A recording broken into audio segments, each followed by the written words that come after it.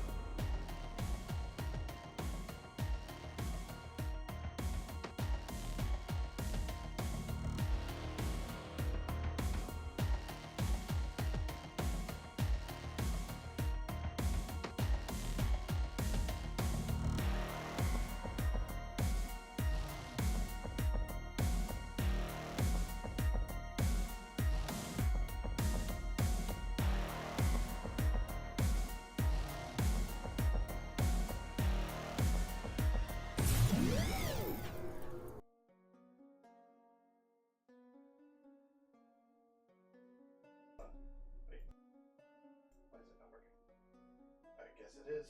I don't know. Freaking mics decide to crap out here at the last second. There we go. All right. Hi, everybody, and welcome to the final episode of Agents of the Collective, brought to you by the Collective Entertainment Network. I am your GM, Ray, and I am joined by the illustrious Mason, Brian, and John, all playing their respective characters, Nash, Elion, and Greg/Cutter. I'm so proud of you, Ray. I got it right once, and I didn't even try. And that's all that matters.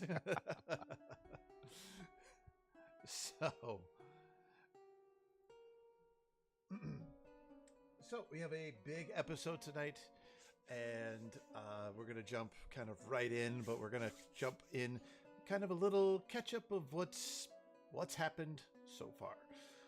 So, roughly 2 years ago, our time, roughly about a year and a half collective time, 3 people were doing their various whatevers they do on the various planes of existence they live on. When a blue door opened up, a hand reached out, grabbed him by the collar, yanked him through. They were quickly told that they had been recruited by this weird, otherworldly agency known as the Collective, and that they would gladly pay you to run a few missions or errands for them. We'll send you with a group of people to these other planes of existence. You find, collect, tag, and bag, and bring back magic items or other things of interest for us to study. We'll pay you. And if you find stuff on mission that we're not interested in, it's yours to keep. Those people were Hagatha, Thane, and Nookie. And this ragtag group marched their way through multiple adventures. Eventually, Thane got picked for a different mission, and his replacement joined the group. And roughly around this time, maybe a little before, a little after, Nookie surged and exploded effortlessly and multiple times with wild magic, causing himself to die, be reborn, die, reborn, die, reborn, until eventually we landed on the Elion we see in the group today. Well, there's a little bit more and a little foreshadowing with that. Being died and reborn is kind of Elion's thing. His soul has been born and died and reborn thousands and thousands of times to fight his gods and his creators' sworn enemy, the Illithid, the Mind Flayer, the Trust, whatever you want to call them. Well, Calamari. Soon to be Calamari. With Elion not knowing who he was or what his story was, Greg, a new member with his work partner and friend Cutter, had left Hagatha leading the group, and this wasn't Hagatha's thing. And eventually, this led to multiple breakdowns and tears and crying and the birthing of a frog civilization that experienced evolution way too fast. But all of that has led us here. With the Punchline, he's become an elite force where they took down a crime family and are now spearheading the assault on the Trust. Oh, by the way, they picked up a new friend. They picked up Nash. Nash is pretty cool. The longest victim of a game called Tag ever known to anyone in any plane of existence, and a sculpted muscle figure that Arnold would be jealous of. With 12 abs. With 12 abs. He's packing a 12-pack. And that's not including the abs on the inside of his tail. Nope. If you count those, he's a 36-pack. He's the whole brick. But we last left our group as they charged valiantly into battle aboard their spaceship, the Zinger, as they flew towards the enemy dreadnought that suffered a massive hit. So, my friends, my players, agents of the collective, are you ready? All right, let's do this. Yeah. So this rumbling, creepy voice that defies you and your your own will to exist, that it physically hates that you exist and aren't one with the group, has done with its evil stand-up monologue. And the capital ship for the collective starts bombarding the enemy ships. The surrounding ships pull into a flying shield in front of you, and you punch the gas, if you will. You throttle forward, afterburners on, and you fly head first, nose first, into the massive firefight. Lights and lasers and missiles and gunshots echo all around you. The radio is a cacophony of people calling out, and you've got one on your tail, I'm hit. You have with you ships that are protecting you. These ships are suddenly and quickly wielded away, either pulled away to attack or shot out of the sky. And you're approaching rapidly the enemy vessel. Who's piloting? Hold on, Nash, you had a question? Before we got there, I just wanted to say something. Okay. Nash, he's going to look to Elion and Greg, and he's going to say, hey, by the way, just so you know, I was talking to the guys down in the legal department, the lawyers. They said that I'm required to tell you that I'm not allowed within 500 feet of children, and whenever I get big and angry and turn into a monster, I can get a little bitey. So keep that in mind. But hey, you've already got a prosthetic. You look good with it. And I heard that Lemmy Hookhands in the kitchen loves his new prosthetic. So just keep that in mind whenever we get hurt. If I get a little bitey, hey, it's all part of the game. And then I'm going to activate my hybrid transformation, and I'm going to spread all of my frills on my tail, on my head, down my back, and I get real big, even bigger. It's really weird. You hear this sound as the spines come up.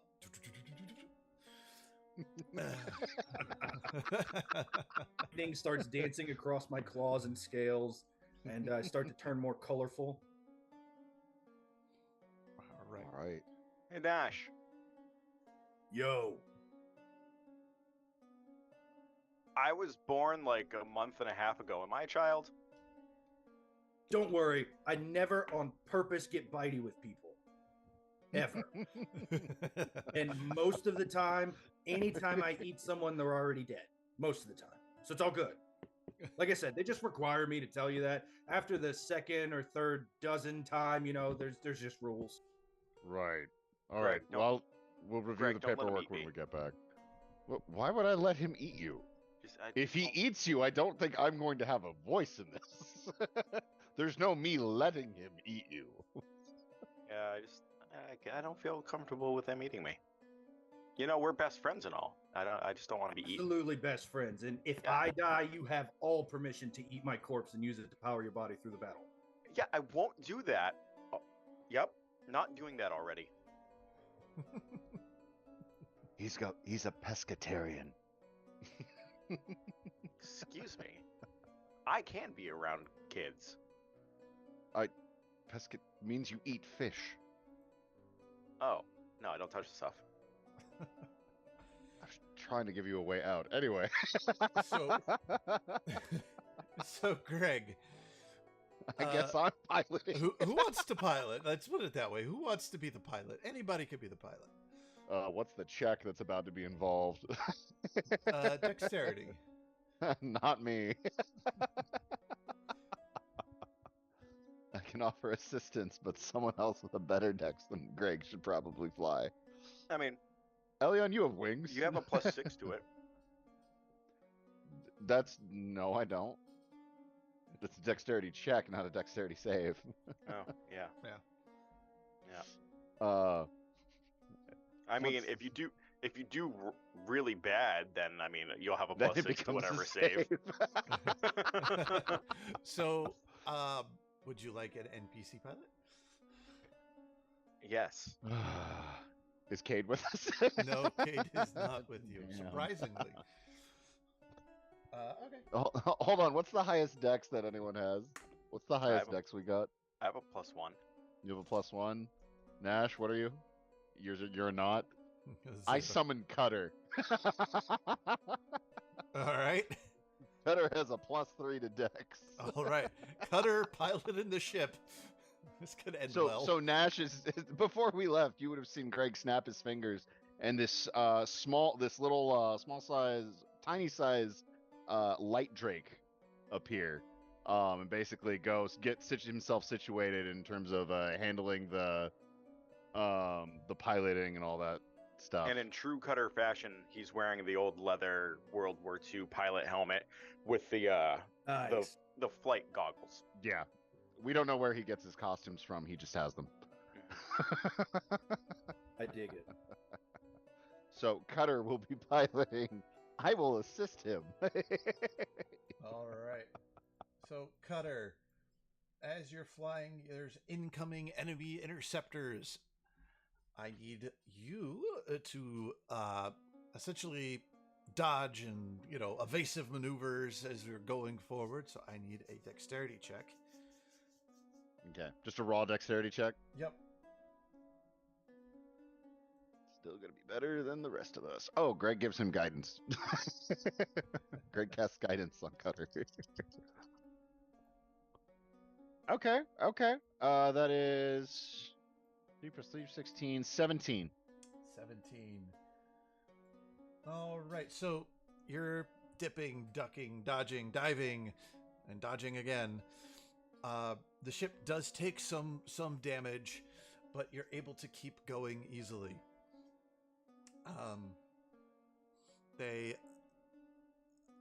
This, however, does shoot you off course a little bit from your entry into what you can see is the like the landing bay, if you will. So I will now need a what did I have?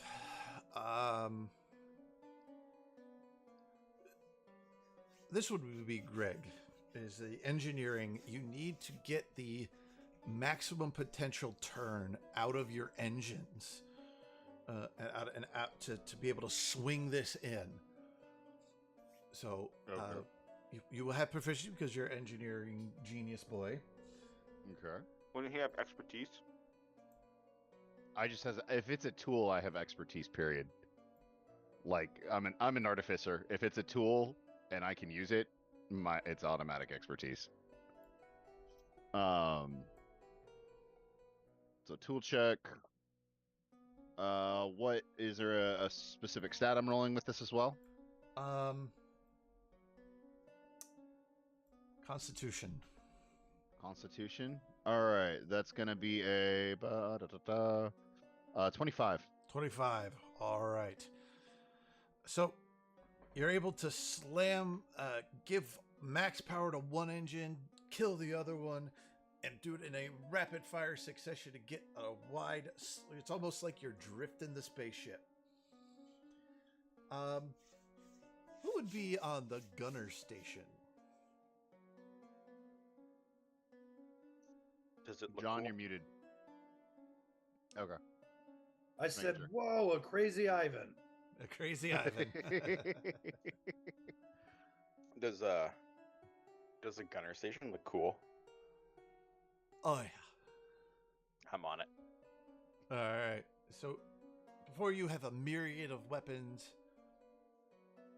and I need an intelligence check to lock on to the shields as you are with the Voidwalker ship, the Rouge One, are now going to attempt to blast a hole in the shields for your two ships to slip into. I want to be on the gun that you sit in like this, and then you go like that, and it's got the 2 guns. Or 4 guns. This one has 6.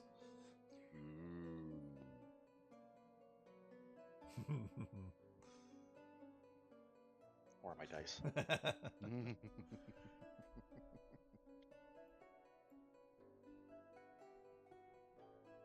not where my dice are. Okay. I haven't touched these since last game. I haven't even warmed them up. What am I rolling? Intelligence. You gotta use the system to lock in. Oh. Okay.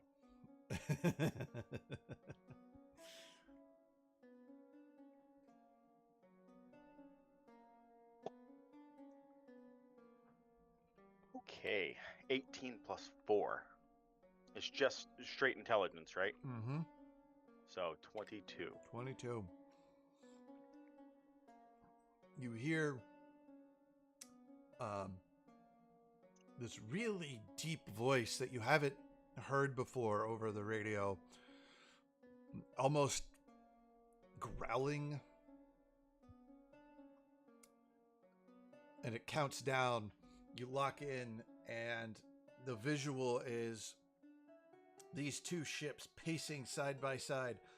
All of a sudden, the front and the wings and the sides of them light up as laser lights and missiles fly forward, and just a wall. Target lock in 3, 2, 1. And you guys see the faster of your munitions hit first, and a glowing warble of light. And just boom, boom, boom, boom, boom, boom, boom, boom. And enough, with this check, you were able to slip in through the shield, but you notice that the shield heals behind you. And these two ships and the crews on them are, unless you can get the shields down, you guys are alone. But here's the problem. You're coming in way too fast.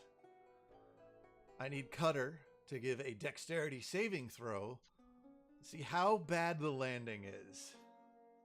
All right, and that's plus, you said, Elion plus 6 because he's within a range of you? Should be. All right. That's roll good. Roll good. That is actually really good.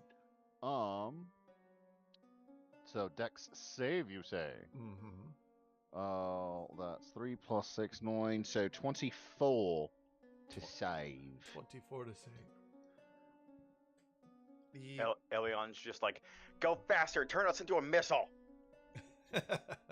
Okay. Both. It's really weird. As you're coming in, the PA comes on in your ship, and it's Cutter. Flight attendants, prepare for landing. And boom! You guys slam into the metal of the cargo of this landing hangar. The Rouge One also comes slamming in, and you guys the ships aren't tumbling, they're just sliding. And you feel, you hear the grinding of metal, and also you start hearing, and there's a splash of purple across the screen. We just ran through all a ton of them. And did we go to Nickelodeon? Is this GAC? It's something. Yes, Elion, this is Gag. This is not at all the blood and viscera of our enemies. And the ships grind to a halt, and the screen, the wind visor, just cleans itself naturally, and you guys see that just this landing hangar, you've destroyed ships. There's smears of ichor. It's on fire. You've landed on the ship. You have the Voidwalkers, which are 4 in total. and you also have 50 regular fighters. 25 on your ship, 25 on the Voidwalker's ship. So, Punchline, you have crash landed on the enemy ship. What do you want to do now?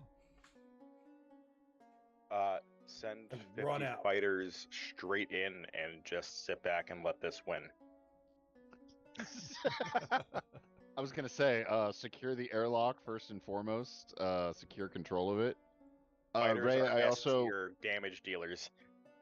Just Ray, go. also just for 100% honesty, I switched out my Sentinel shield for my regular shield, and I enchanted it with a +2 infusion, so my armor class is now 24. Okay. In addition to what I also messaged you already beforehand, I also used my brand new spell storing feature to store 8 copies of your favorite spell in Dusk Crusher. Did you hear that last part? Uh-huh. Smite? Okay. Is it Smite? No, it's Vortex Ray's Warp. favorite spell. Sorry, my headset kept beeping there for some random reason. Is my battery level low? Oh, my battery is very low on that. That would be why. All right. So, 100% honesty on that, making sure you're aware. Greg does some checks and gets ready on the ship. Nash wants to run out. Elion, Yeah. what do you want? I will cover Nash from above. I am going to fly above him. All right. So you guys step out onto the wrecked floor. You hear weird sirens and talking. It seems to be kind of, which is odd. It seems to be in your head, but also loudspeakers. And it's not so loud it's distracting, but it would be kind of like you're alerted to something happening. The atmosphere is fine. It's breathable, easy for you guys to move around. But the inside of this ship doesn't strike you what you think it would be when you think of a metal and living tissue ship. The metal in here is pure white. And the tentacles, and there's this ooze that are dark purple,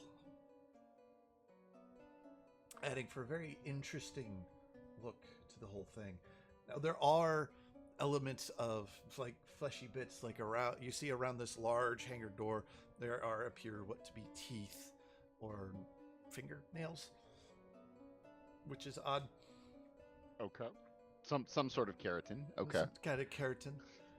Could But- I do a history check to see if I remember anything about their structure or their building? Sure. Do I have the blueprints of this? Or no, I only have partial blueprints. You have blueprints of your device, and you have a general blurry would picture. Would my 38. is? Go ahead and do him first. History. To your knowledge and to your ability to understand the Illithid is on an extreme level. You've never encountered Illithid things like this ship before. Hmm.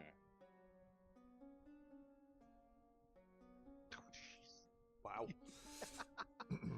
So Nash can fly, according to that in our chat. I just wanted to make sure I wrote that all down real quick so I could reference it as being Beast Barbarians can jump like no other. Yeah, seriously. So, No, that would be.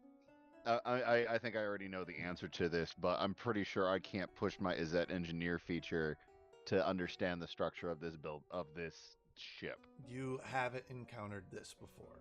Yeah. Okay. You can tell instantly the layout is different from like ships you have helped with have been on. Stupid non-Euclidean geometry. But you step out, and like Nash steps out ready to fight. Elion comes out to fight. Your 25 warriors come running out, and other than the alarm sounds and the fire, it is completely quiet in this room.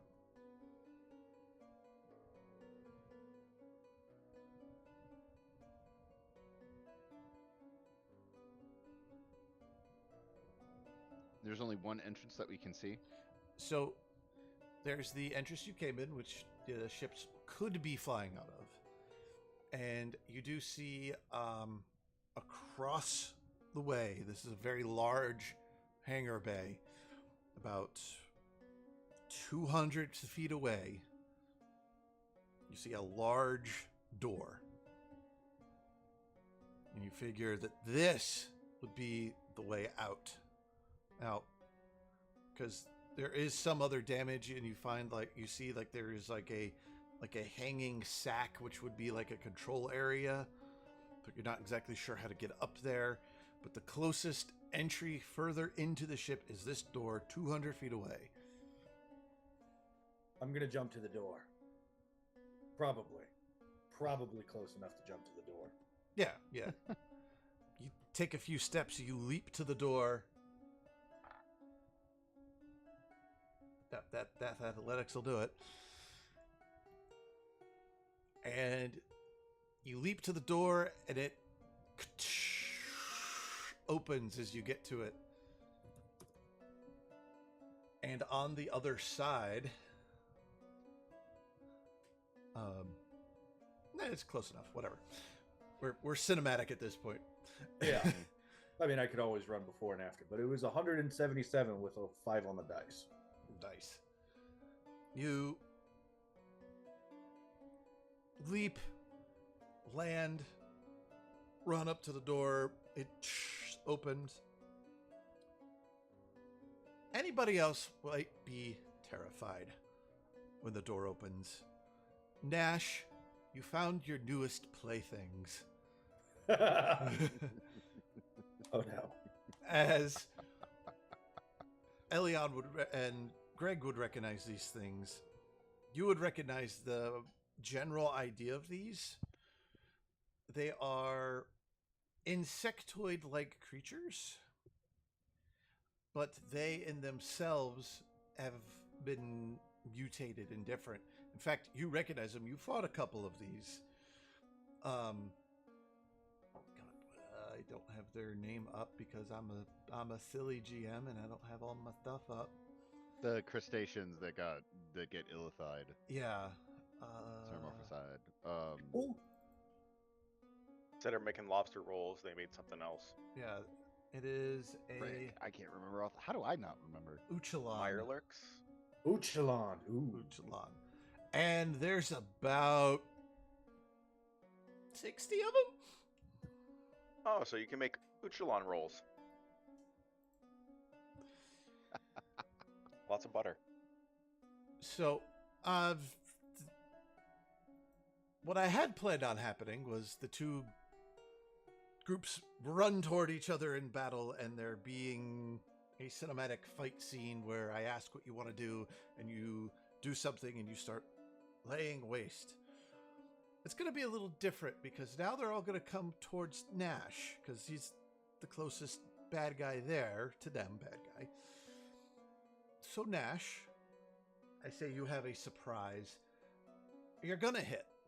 These things are easy enough to hit. But I need to describe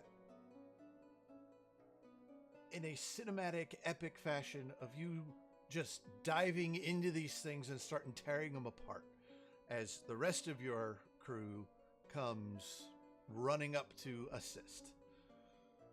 I want to be clear. Elion and Greg are probably quiet. While everyone else is rushing, Elion and Greg are probably calmly walking up, just kind of watching. It's like, he's better than I thought he'd be. we have zero doubt after having spent time with this guy. And just with our typical attitude of we're not really too concerned when we're in a life-threatening situation like this. Yeah. I'm just slowly taking my sword up, like,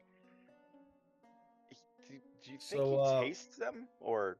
with claws and mouth, you just hear him yelling and screaming in joy as he's slashing and biting, and he's swinging his tail to hit. He's throwing things all around. At one point, he grabs one, picks it up, and starts beating it on the ground just because. He is taking chomps out of things. I don't know that I don't. Did we give him breakfast this morning? I don't think he's eaten yet. He's He has scary that- when he's happy.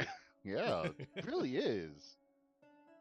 Elion, And then as he's cutting through these people, you just see electricity flying off him. there's these things aren't light creatures either. Greg and Elion, you've encountered these things before, so Yeah. you know they're heavy, and there's just chunks of these things just tossed in the air. In fact, you hear at one point. Sorry to run your character for a second. It's like, I can't have all the fun, and one comes flying back towards you and gets impaled on a piece of metal. it. See, that Broke that one. Can you send another? that one was impressive. The one that he had just before that, though, I think is my favorite. He beat another one with one of them. So, Elion, as you're casually talking, you pull your sword out. The second that thing becomes fully unsheathed, the immensity of the amount of aberration around you and your sword hits. And it punches you in the gut. It's so hard. Yeah, I can tell it's hard.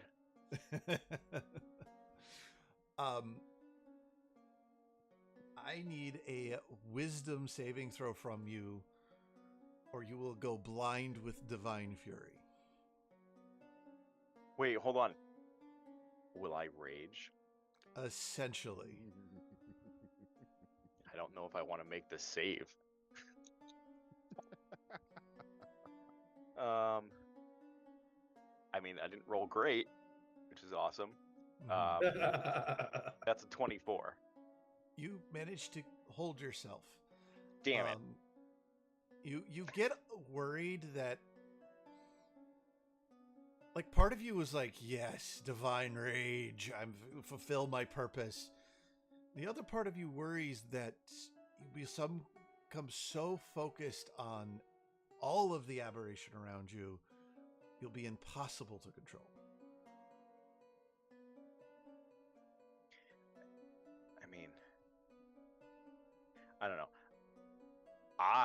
Brian, like that.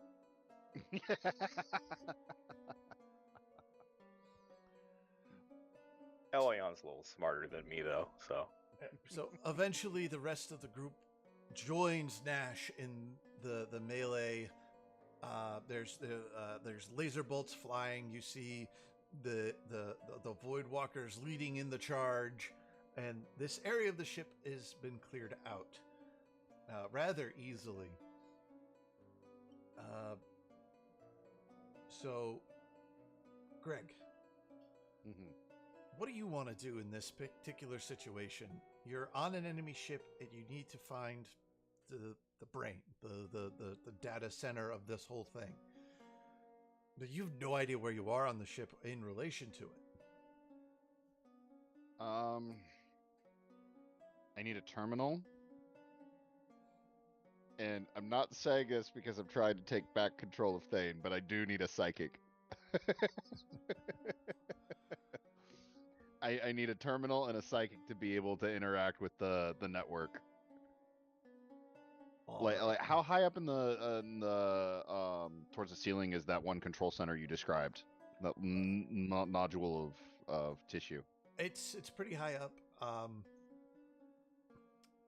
and it's over 200 feet behind you now. You have made your way in towards the ship. Finding a terminal easy enough. Okay. You yell out for Thane?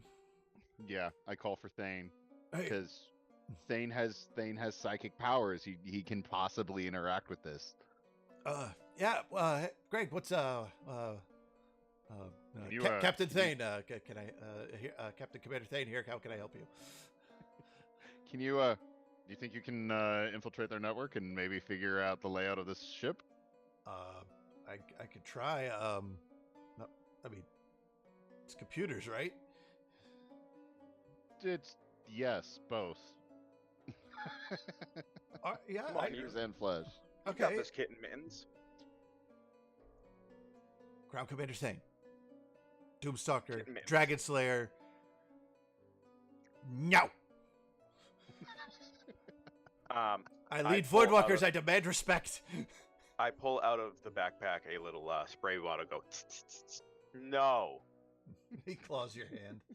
Oh, Yeah, that stings. all right. So, But yeah, I'm not sure what that would be involved, but Greg would give him assistance as far as being able to, I guess.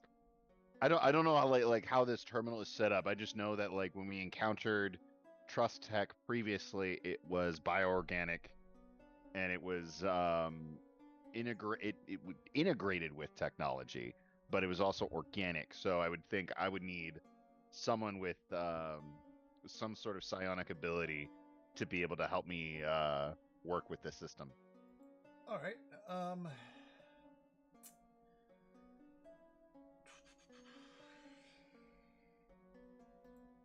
We're gonna hack the brain and the system. So you guys go up to this this terminal. You have to wipe off the claw and goo.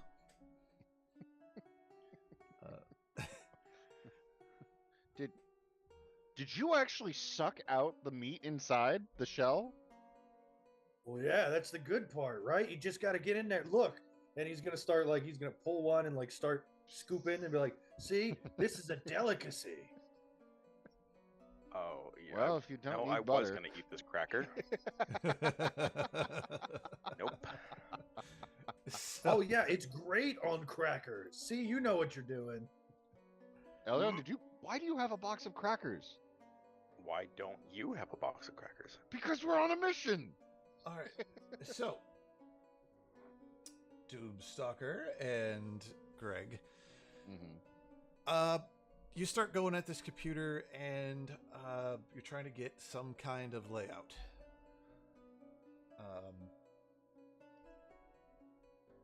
Dane is going to roll some intelligence. He's good on intelligence stuff. He got a 14. Is it just straight intelligence he's rolling? Yeah, because you see him pause and his ears twitch like they're hearing something that's not there, and his whiskers kind of flutter. Mm-hmm. And he's like, there's nothing here but a tech. Like, I can't really connect to it. All right, let me see what I can do then. And yeah, Greg will start trying to work it. All right. And, just use intelligence to try and figure out how to the system. Come back.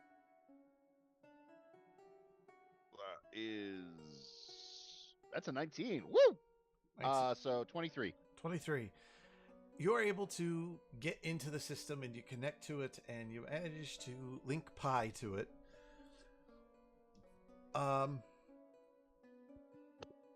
You don't get full details of like what's in what room complement, but you get like room numbers and hallway, doors, and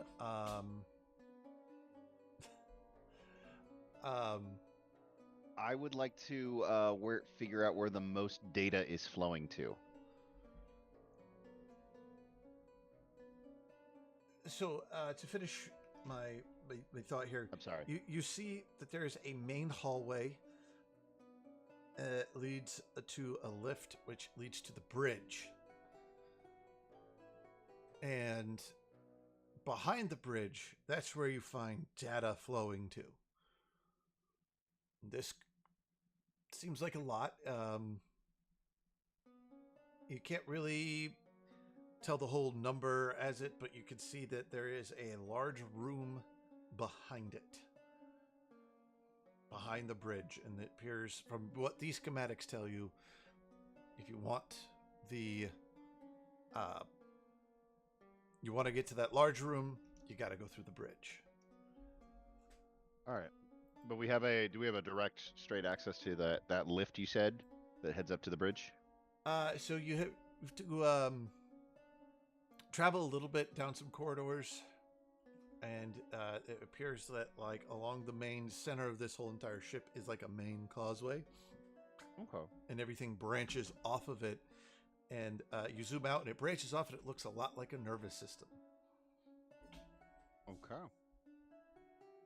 All right, I think we got our path.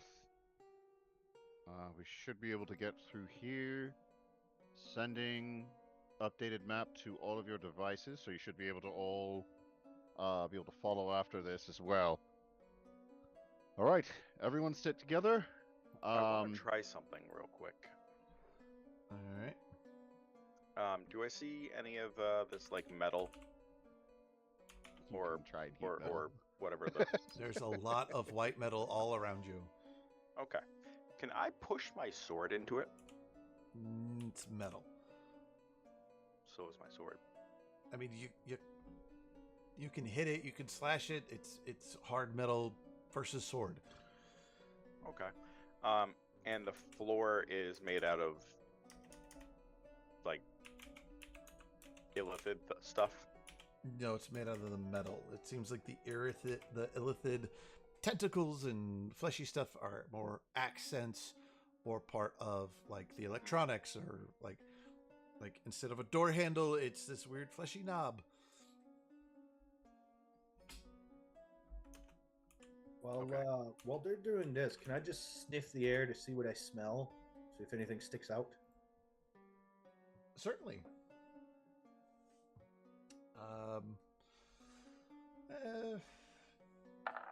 Deception check?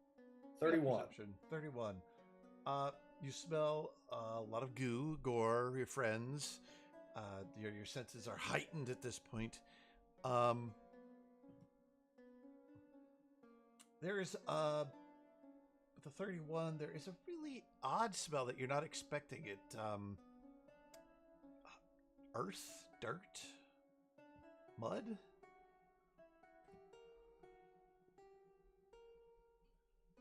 Noted. He's gonna sniff the air. He goes, I don't know if you guys know, but there's a lot of goo in this area. But if yeah, we you're get wearing stuck, it. I haven't used my magic ball today, so we can always ask it a question. Hold on to that. Oh, Yeah, I'm okay. saving it for the good stuff. All right. Best bet though for right now, I can tell we need to head to a couple of these corridors. We can probably spread out because it'll be a tight fit if all of us go through this single corridor. We should be able to make it into the main causeway here, here, and here. Keep an eye out, especially for any tadpoles. Make sure you don't get your any tadpoles. Do not be tadpoled. It would be very bad. But what about the special features we get from them? What special features? They turn you into an illithid in less than 7 days. Yeah, but like only if you put in a bunch of tadpoles. Could you guys imagine what it would look like if I turned into an illithid? I'd get tentacles too. And then I'd have Yes, to kill but you. you'd lose your you'd get a beak instead of a chompy mouth. If you turned into an illithid, we couldn't be best friends anymore. Unacceptable. Exactly. See? There. Good. I know how to talk to my people. You should. Your charisma's like what now? 22. Yeah. All right. So yeah, we'll make our way towards the causeway. All right. So as you get there, the fighters And the Voidwalkers will be like, listen, we're going to make a distraction. The thing comes up to you. It's like Captain Greg. So we're going to take the fighters. We're going to go the opposite direction of you, and we're going to cause as much chaos as possible so we attract all of the attention. All right. Sounds like a plan. How long do you think you need? Looking over at Nash. Looks back. Honestly, I think we just need to point him in the right direction. I think we'll be good. So probably only a few minutes. So, back at our ships in 20? Sounds good. All right. Call, he points to his head, if it's sooner. Will do. He turns That's around. right. You did that whole psychic link thing, yeah. He puffs out his chest. You see these daggers appear in his hands. Voidwalkers, you random fellows, attack that way. And they just go off and are opening doors, and you're hearing explosions and crashing and booming and banging. Nash, it's really hard not to go that way. Hey, no. We're going this way. Okay. There's other things over here that need There's breaking. a bigger thing this way. So Promise? I need I hope so. a group stealth check. Oh no. I have a +0, but I have advantage on this.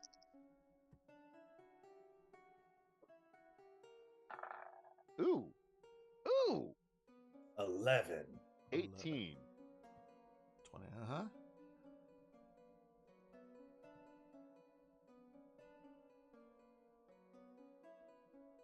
10. Okay.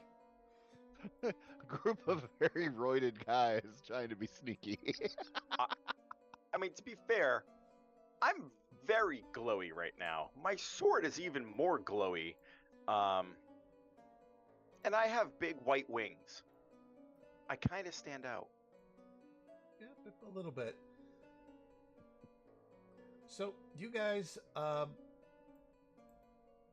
relatively quiet. You know you're not, breaking any world records on quiet here.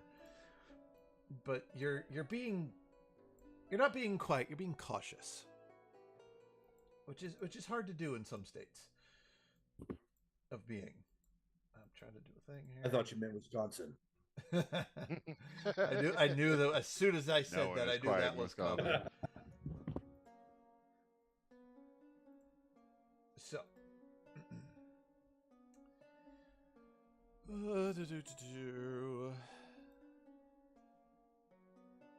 okay. So you managed to oddly get where you're going. You go to the lift, you come up into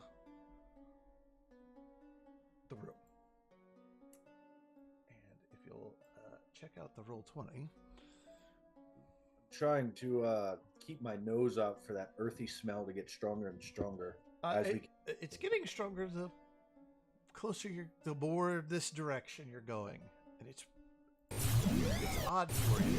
It's still kind of throwing you off a little bit. So, here we are. I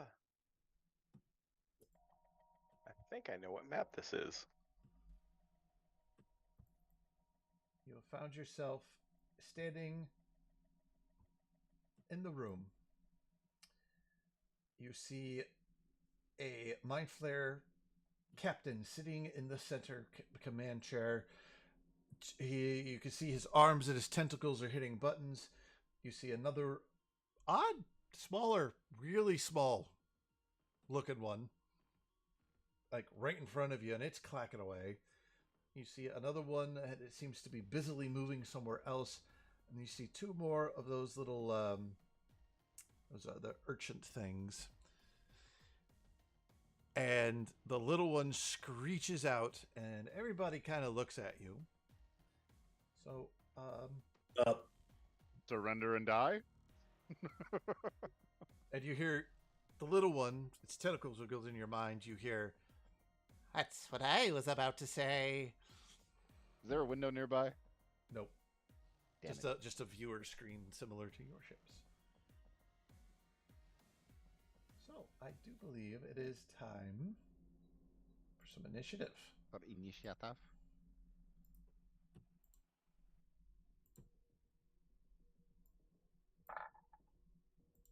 Frank, I've been rolling great. Holy shit. I haven't. I rolled a nat 20. Nice. The one night where I am not rolling great. It's the finale.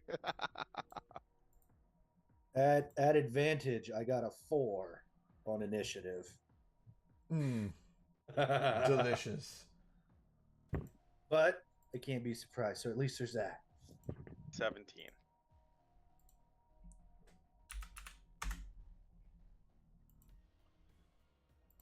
Roll 20 left everything up from the last time. I gotta do the purple dot for the little one.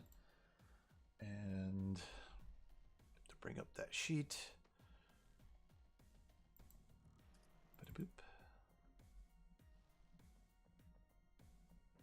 Cool. And now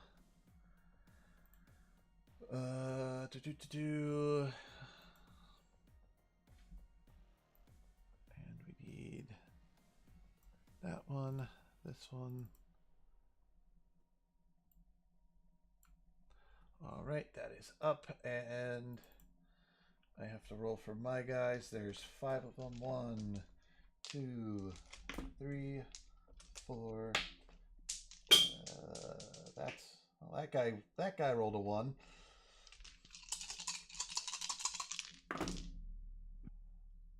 Oh, wow, very nice. That's a good spread. It's a good spread for the bad guys here. All right.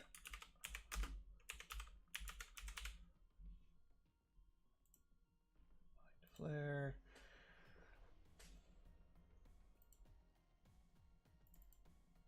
Of course, it's friggin' hell. What's happening? No, it's just the one creature I wanted to use was for the captain of the ship, locked behind a paywall.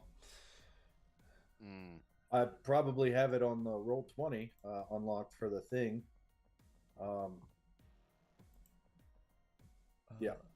If you type it into the compendium on the D&D 5th edition, if you type it by its name, it should pop up because I've got most of the books on roll 20. All right, cool. I will. That one. Oh, I think I know what he's doing. Did it work?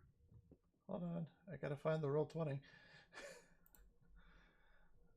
Compendium, that's the book, right? Yep. It's the 3 books. The 3 books.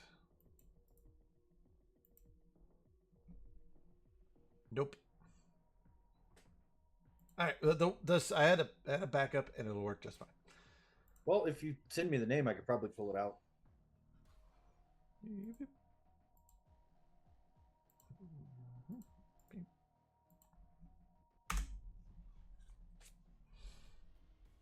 There you go. It's in the Zoom chat. Zoom chat. Let's see here. Nope. Don't have that one. Nope. Okay. Well, then my backup will jerk just fine. And now I have to get a... You think I'd be prepared for this, but I'm not. It's only the finale. It's only the finale. Well, yeah, work. We've got more episodes to get this figured out, right? Yeah. I got excited. Leave me alone. That gets this, that. All right. Cool. I got everything I need. Let me bring up my roll 20 so I can see it. All right. So this guy is 21. That little guy is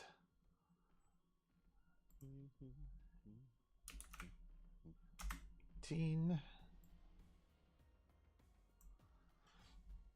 The Vitlit dude is a 3. It makes sense. He's not paying attention. Those two dudes. There you go. I sent you some in the Zoom chat, Ray. All right. Are going to be a 5 and a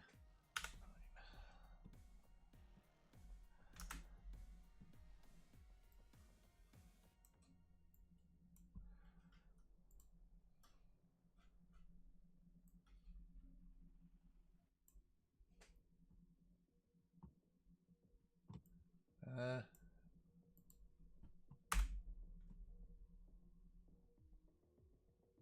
Oh, there it goes. All right, cool.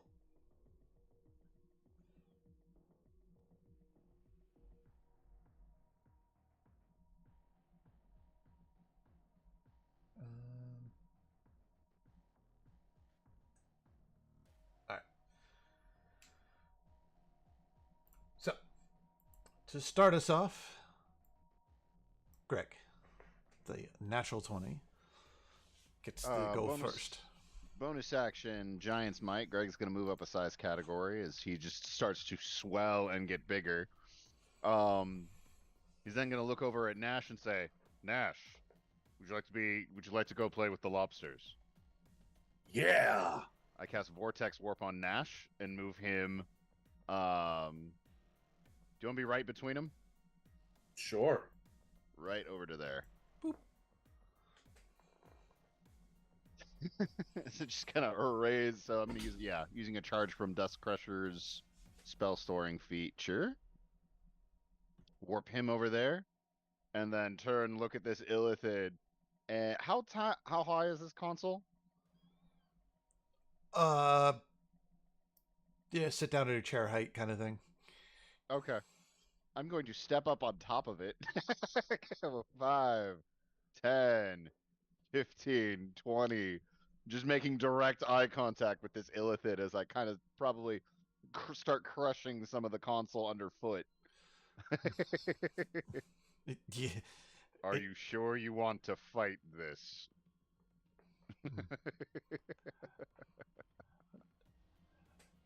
Death to those not in the mind. Death to those not in the hive. And that'll be it for Greg's turn. Can I get a Cutter on the field? Because Cutter is with us. Yeah, I gotta find him. I gotta go back to I gotta go back to a map where he is. Oh no, wait, I got him. Hold on.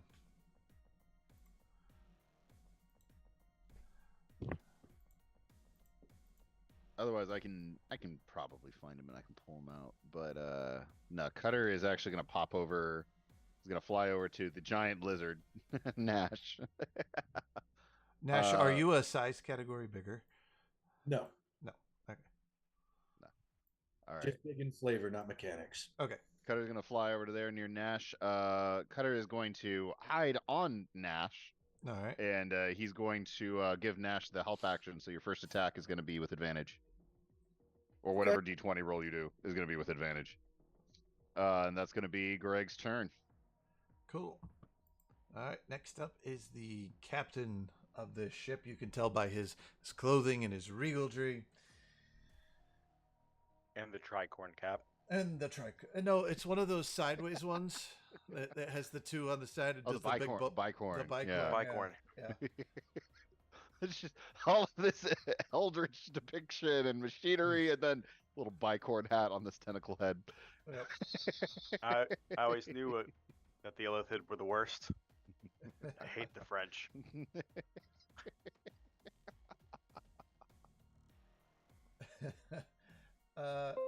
So this guy looks at you, Greg, points his finger out at you, and I need you to make a con save.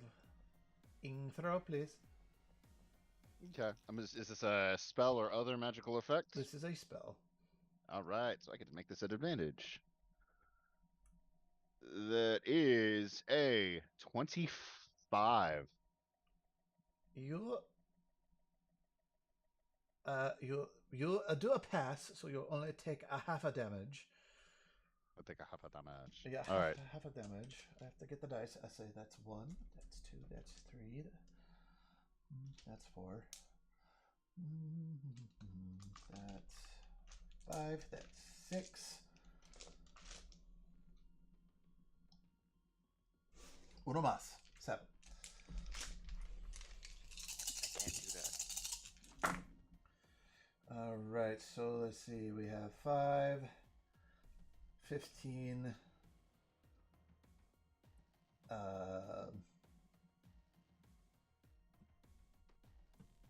19, 27, 36, 60, 30, 36 points of necrotic damage. Is that split in half? Or It's, is that already it's half? already split in half. All right. It was upwards in 60. You just do disintegration ray. No. No, something else. All right. That would be his attack.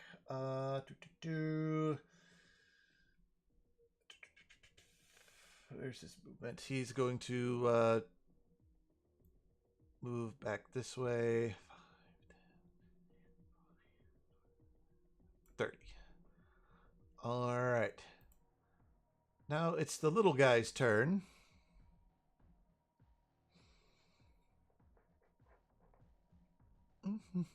Greg towers over him and looks down upon his puny form. Yep. Is he a size category smaller? He is. He is technically. He is considered medium. He's going to take a step back. You can swing at him if you'd like. Yeah, I'm gonna swing Dust Crusher down on his puny little head. Go for it. Get over here, mosquito. That is a 25 to hit. That does hit. Okay. He's going to take a D8 plus a D6 because all my giants stuff.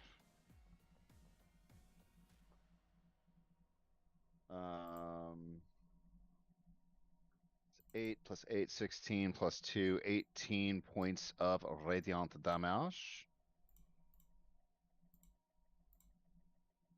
All right. As he starts to move away, the hammer just rotates in Greg's hand, swings up, and just uppercuts him. It hits him, and he flips back, kind of floats back into position. All right. And he looks at you, reaches behind him, and pulls out this tiny little laser pistol. And goes, I got you now, in your brain. And goes, pew pew. And attempts to attack you with a laser pistol. What's his name? I need to know his name. He has to have a name now. I did not come up with a name for this little guy. Frank. Frank Theolithid. That's a dirty 20. That's going to miss. Yep. Theolithid pulls out the little cricket from Men in Black 1. Natural 20 on the second. Okay, that'll slightly hit. I need you to make a intelligence saving throw, please. Okay. This is just against the gun, right? An effect that the gun has, yes. Okay. Is it a magical gun? No. Is it a hugging gun? No. Does a 28 beat it? Yes, you're fine. You're not stunned. First shot just kind of whoops.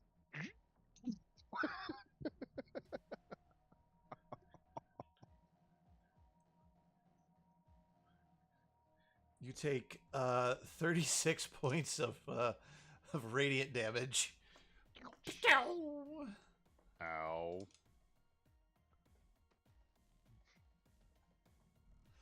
It's okay, guys. I'm still above 50. Me too. In fact, you might even say I'm above 57. And that will end his little turn because it's all he's gonna do. He still wants to shoot at you. He doesn't like you. Elion, it's your turn. Mm-hmm. So I'm going to fly.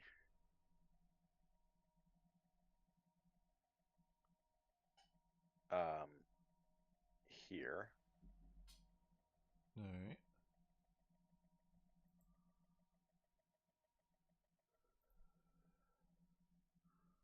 Right. That was. What was it? What's That was your somewhere what's your radius again?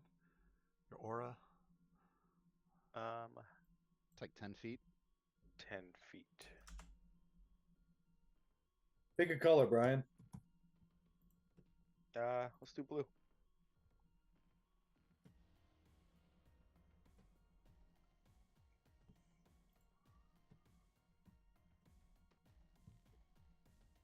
There you All go. right, 10-foot radius. There you go. And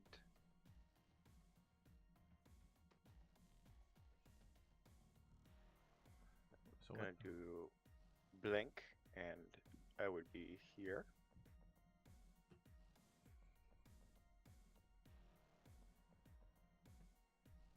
And then I attack. attack away, sir. A smacky, smacky. Attacken Sie Deutsch.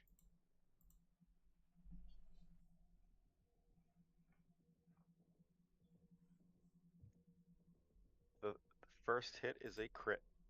Okay. Skill checks. Yay. Not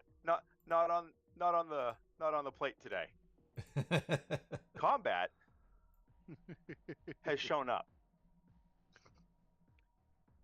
Your stupid luck for net 20s. Good spread, guys. Good spread. Okay. All right. Math time. It's heavy math time. Yeah.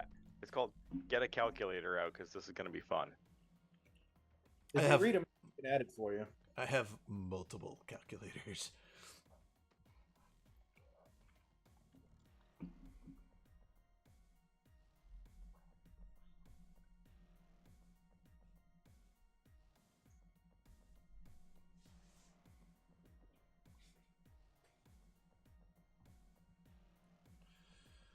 The silence is palpable. Yes, it is palpable. This crit math is brought to you by Math brought to you by Indeed. people who want to make things more difficult. Yes, brought to you by numbers. Small numbers turning into bigger numbers in a specific order. You can multiply Random them. fun fact about numbers. Did you know that some civilizations did not have the word for zero because zero was not part of their math? Interesting. Yeah. You Why want to would know? you name nothing? You want to know something else interesting about numbers? What? They're usually sequential.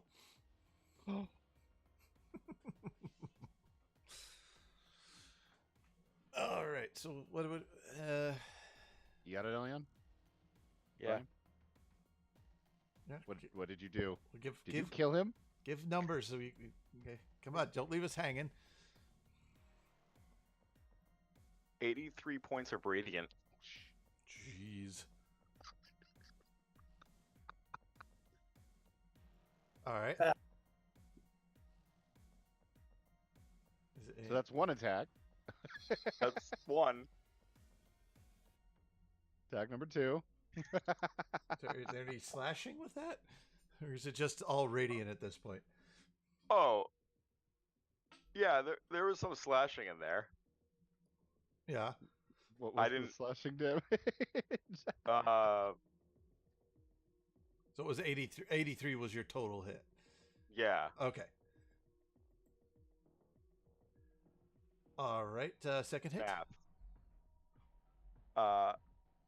I wish I had improved critical. Oh, you rolled a 19. I did. All right. So that's a 30 to hit. That doesn't miss. Okay.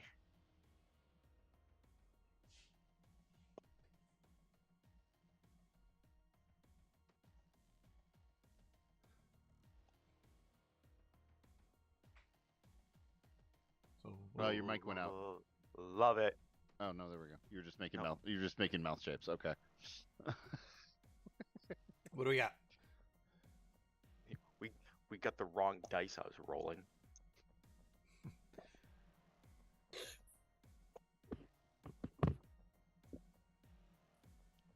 All right.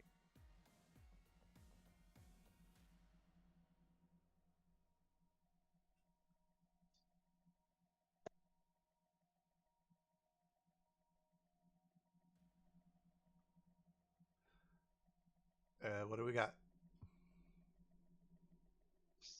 16 slashing. All right.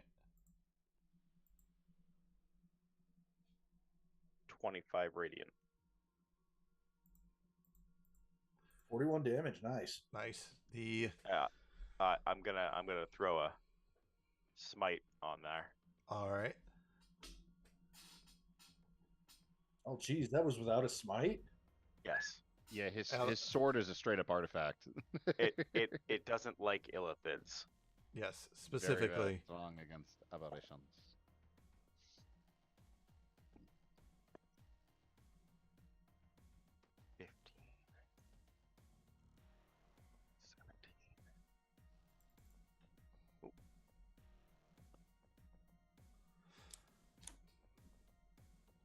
What's 17 plus 7? Enough to kill it. The captain is dead. The captain of the ship has laid waste. A bicorn now appears on top of your head. You are the captain now. Keep it. I look around at all the illithids. Look at me! I am the captain now. You're all in big trouble. All right, Elion. Anything else? I don't know. Okay, just keep attacking. I mean, Do you I have the don't have- economy? So that's it for your turn. I don't. Okay. I really don't. but Moving I mean, on if- from the crazy math person. Yellow, come at me. I taste like chicken. I mean, the United States doesn't have the economy to do what they're doing, but I mean, they're still doing things. All right, so we're moving on to the Uchalon's turn. It's going to run up to this guy here. It's going to run up to you, Nash, and it's Sweet. going to attack you. He's What? at 26 To beat a 26. because they gave me a belt. It could do it, In theory. in theory.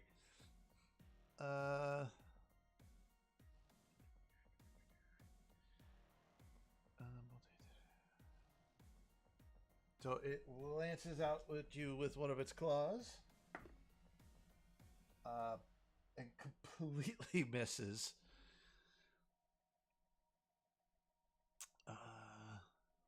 Seriously? I'm massive.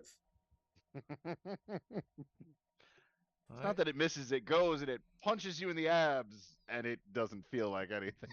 The second one, it makes contact with you, but it's as a moment you pose into a flexing pose position, and it's just like you ever wobble like a piece of metal and you just get that. Yeah. It's that sound. Whack.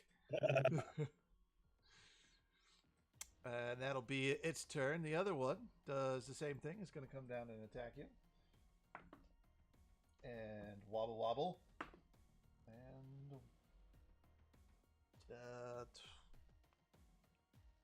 it hits. This was a bit more of a hot solid hit. Like you're kind of like, ooh, you felt that one, but it does nothing to you. And those are Okay. its turns. It is now your turn, Nash. My You have a help turn. action on your first one. Well, I appreciate that. I really do. I reckless attack, Ray. Okay.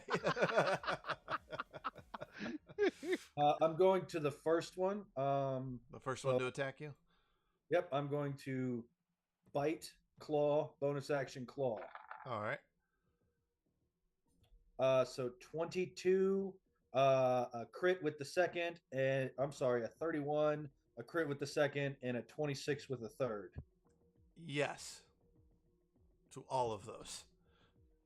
You were looking for a 13. So he's going to take 113 points of slashing slash electric damage. I'll separate it out if you need me to. No, you're good. And his speed is minus 10 feet. His speed is minus a lot All more feet. than that because you kill him. Because he's minus feet. Yes. You just tear into this thing and just rip it asunder.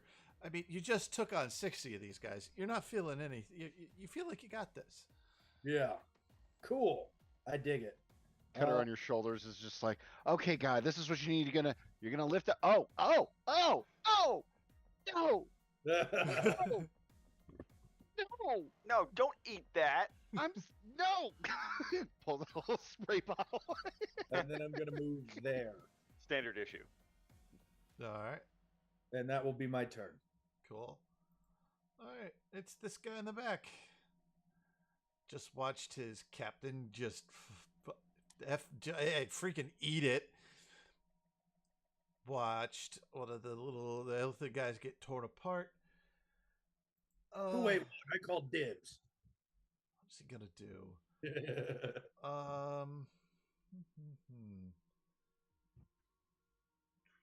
Oh, there has been a slight change to Elion too. His eyes are a luminous pool of silver, so when he stares at people, it's just, yeah. That'll be interesting. What? Range. Oh, it's just a fun thing. I think could be fun if it works. So help me God, if you try and mind control me, Ray. No. No, I'm not gonna mind control anybody. It's 5, 10, 15, 20, 25, 30. He's gonna gracefully float over this way in a hurry. Perfect. Might be dumb, but we're gonna risk it. He doesn't know you. Con save, Nash. Okay. Hmm. Here we go.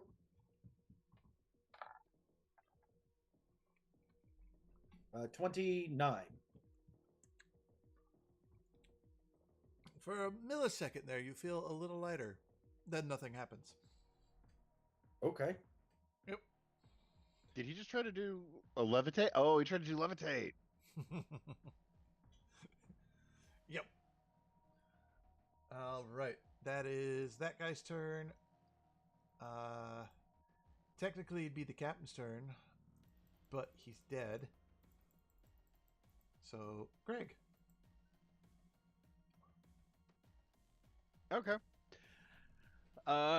Greg looking at this guy in front of him, looking at the guy over there. Everyone's got their stuff situated. So Greg is going to step forward, huge and awesome, and he's going to go smackety smack, and he's going to dust crusher this guy.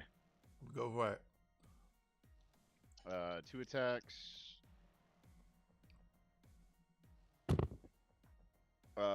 Lowest one is a 19. Yes. Okay. So he's going to take some damage. Well, it's attack as a damage. Lots of radiant damage. Yeah. Yeah. Let's see. That one's a 12 and wait. That was a 16. And second one's an 11. 27 points of radiant damage altogether on this little mud trucker. I'm going to use second wind to recover some HP. All right. And Cutter for his turn. Cutter, I feel like, is too scared to get off. worried that you might mistaken him for lunch. So Cutter's gonna hang tight and give you the emotional support action. Not that you need it, but he does not want to be on the receiving end of stuff. And right. I heal 12. All right. And that is Greg's turn. Little guy's turn. He is going to run. 5, 10, 15, 20, 25, 30. You can swing at him if you'd like. Yeah.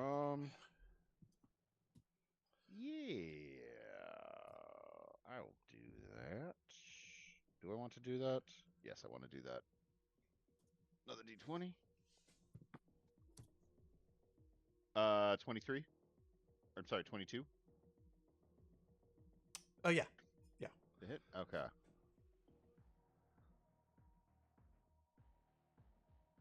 He takes another 12 points of radiant damage. Right. It's that's incorrect. It would be minus. Aha. All right. So, Greg, as this guy runs and you swing down and you nail him, but you see as he runs, he takes this little tool out of his belt, brings it up to his laser pistol, sticks it in, and starts winding furiously. Is he putting on an attachment? You see the end of the laser pistol starting to glow like it's getting power. Ah, gotcha. And Those old flashlights you'd have to crank to like turn on. it's a crank laser pistol. It's his reload. Like the muskets from Fallout 4. That's freaking Yeah. great. He runs over there. He's cranking as hard as he can. And Elliot, it's your turn. I like him. I really do like him. You go, Frank. You do that thing. You crank that shaft. Elion. I look over, I see this interaction. I don't know if I want to have any part of this. Greg kind of makes eye contact with you and just points at the other one that's over in the corner there. Yeah. I got this. I got this. I'll warp you if I need you.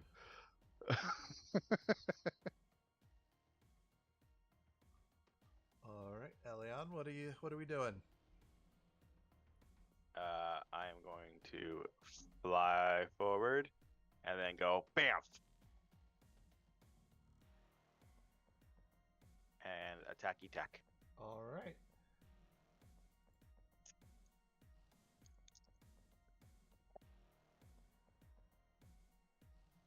That is numbers. 27 to hit. Yes. Okay. And that will be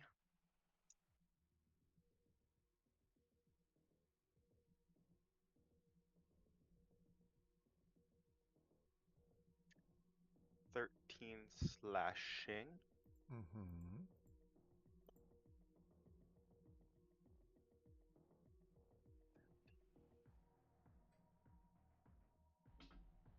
20 radiant plus a smite.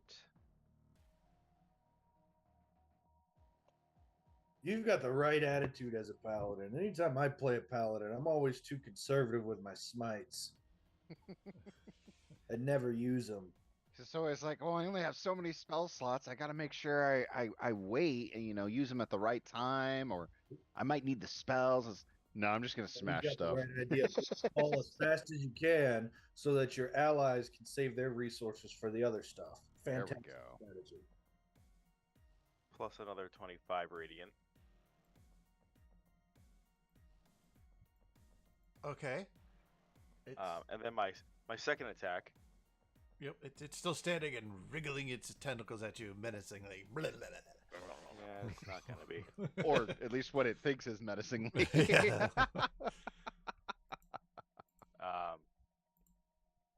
28 to hit. Yeah. Okay, so that's gonna be That means you rolled 18, right? that's 15 slashing. Okay. Ooh. Ooh. Oh. That'll be 23 radiant Okay. plus a smite.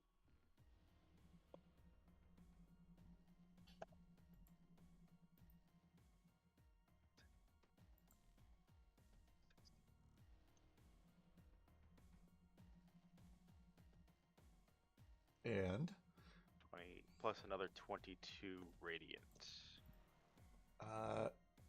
you disintegrate that guy. Poof. Just burns away in light. Doesn't even have a chance to scream. Don't wriggle at me.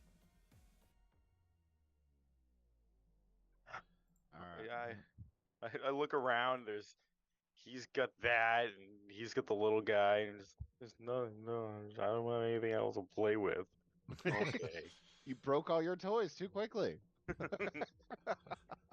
Yeah, that's the end of my turn. All right, it's the other Uchalan's turn, and it is going to attack vigorously.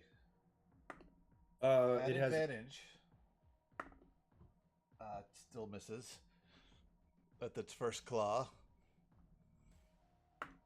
Second claw. needs armor. I've got pecs. Goes to punch you. It looks like it's going to be a good hit, and then you just flex in the air, pushes the arm away. The best I got on that one was a 24. Oh, close. Yeah.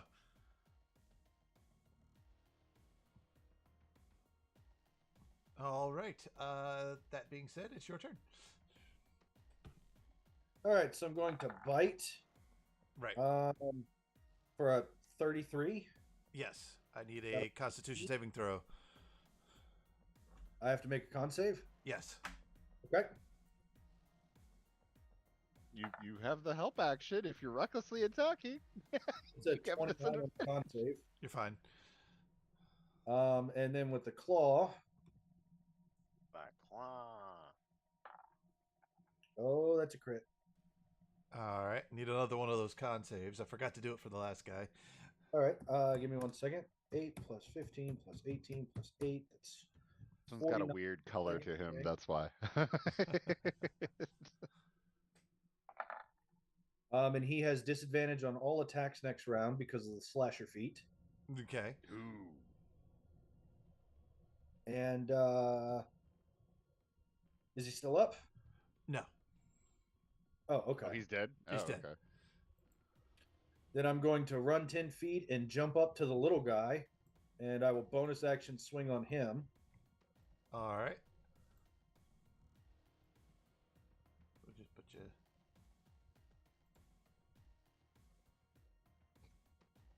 As he goes flying by, there's just Cutter holding onto his back. And yep, like I just start spinning through the air, and as I come up to him, I'm going to use my bonus action to attack with my claws, and then I will use that one to apply Slasher's 10-foot penalty to movement speed. Okay. And this one will be a 30 to hit for 26 points of damage, 18 slashing and 8 lightning. All right. The little thing screams out. Rah! Anything else, Nash? That's turn. All right. Greg. Greg's just gonna walk up to him and it's like, I told you to surrender and die. He's gonna bring the hammer up and then down for another set of 2 attacks, which I believe I'm flanking, so that is at advantage. Yeah. Or would you like me to be down? Okay. First one's 25. Yep. Second attack is even higher, 27. Yep. All right, D8 plus D6. I rolled a 1. Really? 14 radiant Okay. and 11 radiant. Is he still up? Nope. Okay. Hammer just gets really big on the second swing, comes down, smashes him into the ground. You crush him, and a little hand falls out, and a little wind-up laser pistol goes tink, tink, tink, Whoa. tink, All right. Okay. Check out the are we out of combat? You are out of combat. All right. I'm gonna check bridge real quick. Did they have any video footage stuff going on? There's a bunch going on. You're seeing ships. You see the ship's radars. You see friendly ships, enemy ships. You see a readout of damage, and you realize you've done a lot of damage to this thing internally. Greg is very smug. You see that you've essentially crippled this thing to where it couldn't.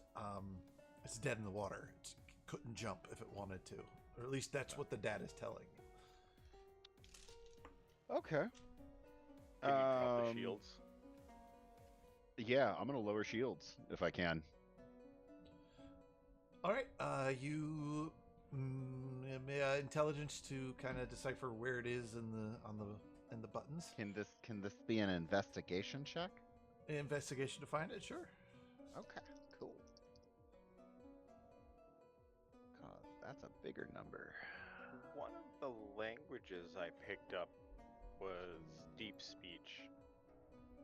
27. Can I help him translate? No need. You find that the shield button is this big green one. Oh, the one that has that's a shield on it. That's the kind of the that's that console. And Elion, can you head down there, hit that button for me? The one that has the shield on it. Yes, the one with the little shield on it. Yeah. Click. Thank you. That should take down the shields, so everyone should be able to bombard freely, and the ship should be destroyed in a matter of minutes. This is massive, just wiggling, crinkly sound. And the ship starts to it has built-in gravity, but you still feel the inertia. It starts to like rotate as it you feel like the shields helped maintain its equilibrium, which is interesting. All right. I, Mason, as a player, probably already have an idea of what is further in, but you said there was a bunker beyond the bridge. That's where most of the data is heading towards? Yep, this way. Is there any sort of camera footage into there? No. Okay. Any sort of control system that connects into it? Up by the chair, you see a switch up there that says throne room. Okay. That's where we're going. Is there a self-destruct button? And not so lucky. Damn. Well, I mean, there is, but you need It's two in the keys, throne and they need to be turned at the same time, and only one of the keys is in here at the moment. All right. We're still not done. We'll be able to decimate the ship from the outside, but there's still a chance that some of these things might be able to escape. We need to take out the head of the trust. You look at Elion, he's already going through in the door towards the throne room. Does As anyone... that little guy, he's just sort of chewing on his head. He goes, "Yeah, let's get the head." Cutter messages Greg and telepathically. I can't move. I'm too scared. The things he did. The things I saw. He'll eat me. Nash, it's this big door back here. Nash, this door. It's this door. Oh, right. Yeah, I knew that. Right. I think that leads towards the lavatory. If you need a moment. All right. No. So, you guys walk through the door. Did we grab any potions? Yes, I'm there. you've got Superior? a supreme. and 2 superior, I believe. Gosh, how much is the supreme? A lot. That's the one you take when you have 1 health point and you go whoop whoop whoop whoop whoop. Are you A hurt? Taco Supreme. I'm at 70 of 130. Oh yeah. Here, I'll give him one of my potions. Actually, if I just drink that supreme, that'll put me back up to max, like on the dot. So I'll go ahead and check my own supreme. I'll go ahead and check my own potion. Oh, Hold on to I'll yours. give you a supreme to replace it with. Then Okay. I will take that. I'm good, bro. Thank you. Thank you. My body takes care of itself. So sorry if I ever seem nervous. It's just when I was little, I knew a lot of people like you who kind of bullied me. Goddamn Dragonborn. Anyway. Besides, it's me just and Elliot, we've got kind of. the power of friendship. Yep. Yep. All right. Let's do this. We head on through. All right. You head on through, and this.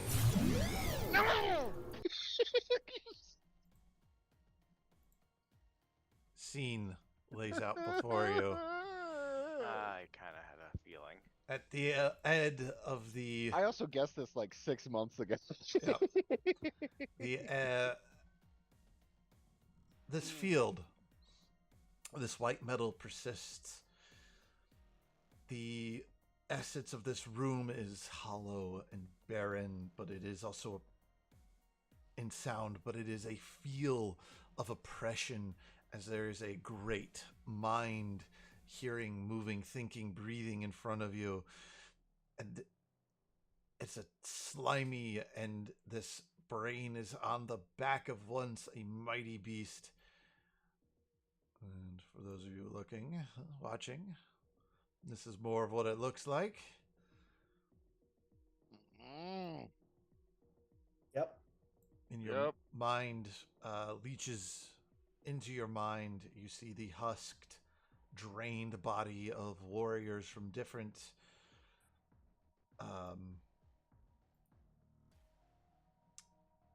planes of existence. You could tell that these are different places as their bodies lay covered along the floor. This oppressive voice booms inside of your brain.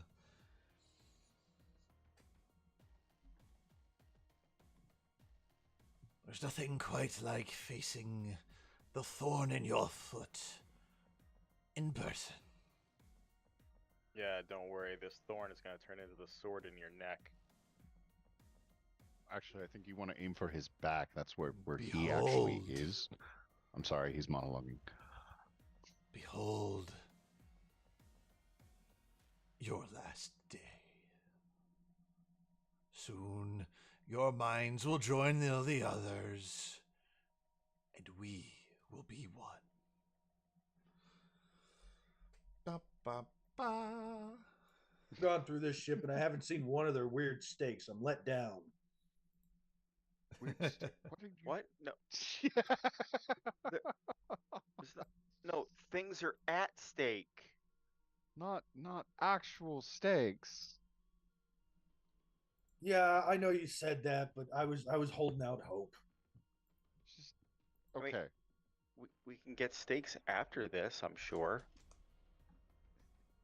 Still like nonchalant. No one is worried. No one. Oh, None of the wow. characters organically terrified.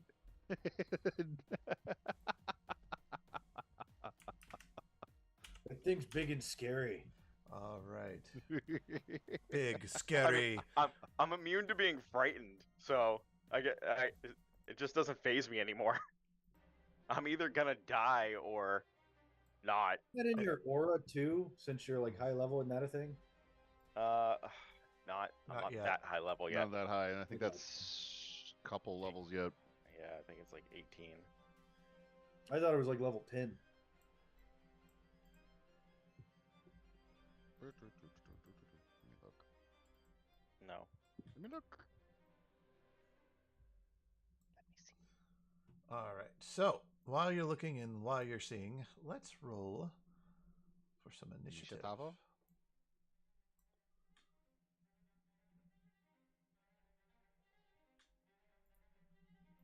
Ooh. 16 for Greg. Very nice. 9's better than 4. I guess if I gotta roll bad, it should be on initiative. Yep. Elion? Oh, actually, no. Yeah, John's right. 10th level, you and friendly creatures within 10 feet of you can't be frightened while you are conscious. So yeah, Elion, you're also generating a 10-foot field of anti-fear. It is. You're not scared, but it is It's not intimidating. scared condition. It's Like- just scared. It's like, oh shit. Elion, what'd you get? Elion's not scared or intimidated. He just knows this is it. This is the end. Yep. 13. Wow. I have a +1. Yeah, but still, the way you've been rolling tonight. Yeah, All right. Initiative isn't combat. I'm not hitting anything with initiative. So, Push the initiative. all I right. mean, So hard. to If get I'm an punching idea of this initiatives. build, this room, I rolled you can better. you can see how big it is, but it is also very tall. It's about 100 feet up. It's massive room. Going first with a natural 20, Damn. the Elder Brain Dragon will go first. And it's going to fly up and this way.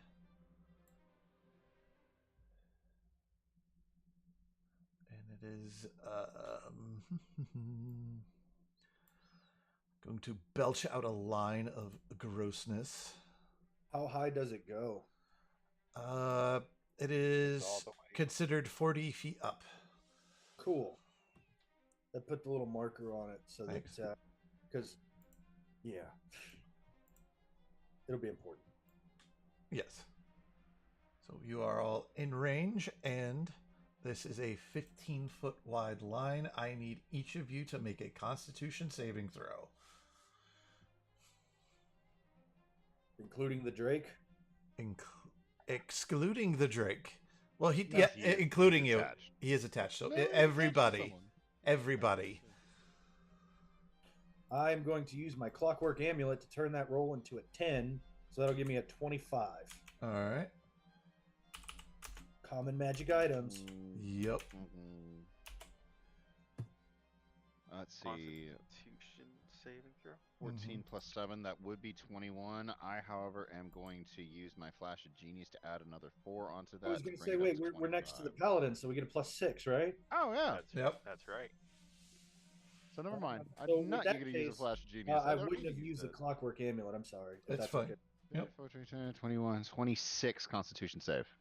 Yeah, you're good, 28. and you're good. So this briny, gross, nasty belch comes lurching out and slaps into you. And at first it's like, ew, and then it hurts, and it hurts your mind as you will all take 32 points of psychic damage. And that is cut. Is that in half. already mitigate? Is that already cut in half? Yes, yeah, I got you. Okay. Chill. Can I use my reaction to take no damage? No. I mean, No? since you're asking Your permission, shield's against Dex. Oh, okay. I mean, Yeah, And Shield this- Master is against Dex saves. It's a con yeah, save. and this technically isn't an attack. Oh, dexterity. Oh, that's fine. What'd you say? 30? 32. 32. So what's that cut in half? 16. 16. Because you're resistant to psychic damage. Mhm. Mm-hmm. All right. That will be its opening turn. Greg. How did Cutter fare? Cutter's hiding on someone. He didn't take any damage. You said he was hiding. You said he was attached. He was holding on to. He's using Shield Master. His shield is Nash. He has total cover. Yeah, so he is on Nash's person. He's on Nash. It's flavored as he is riding him, but he is on Nash. I mean, if you want to take out my Light Drake entirely right from the get-go, because if he saves or if he fails, he immediately pops out of existence. But no, I'm very careful with how I handle my familiar. All right. He is deliberately hiding on him. All right. Greg is going to step forward. He is not quite. He's going to step forward to about there. Put me in, coach. So he's he's not doing that. He's not splitting people up quite yet. I could, but it would only put you. He's how high in the air? 40. 40. No, I'm gonna lightning launcher the crap out of this thing. Okay. So stow the hammer. Just hold up a hand. I'm just gonna fire a couple shots at him with lightning launcher. Not gonna. No, I'm gonna sharpshooter this. So it's +8 instead of +13. One of those is a nat. Of course, whenever I do this, it's a nat 1. That one fails. That one's a 20, or I'm sorry, 14. Miss.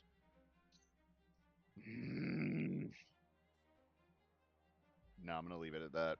I'm just gonna hold there for now. Okay. Cutter is going to take the opportunity, though. He's going to switch back over to Greg. Okay. So he's going to leave Nash, fly over to Greg, and get inside his little protective area here on Greg. All right. And that will be turn. All right. I'd like to take my attack of opportunity. I'm just kidding. I was right. He did want to eat me. All right. Elion, top of your turn. I need you to make a wisdom saving throw. Against what? Against your own sword? Yeah, against yourself. Against myself? Mm-hmm. Natural 20. You're fine. All right, continue on your turn. So that'd be a 35. Yeah, you're fine. Keep going. You're good. You're good. Okay.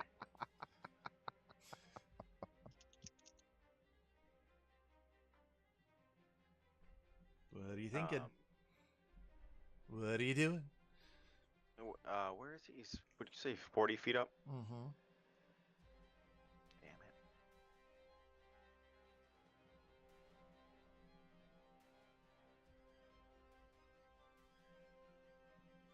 You can start moving. Yeah, might as well just. I only have one of these. All right. I'm gonna throw a scorching ray at it All right. because it can go 120 feet. Yeah, that's in range. Yep.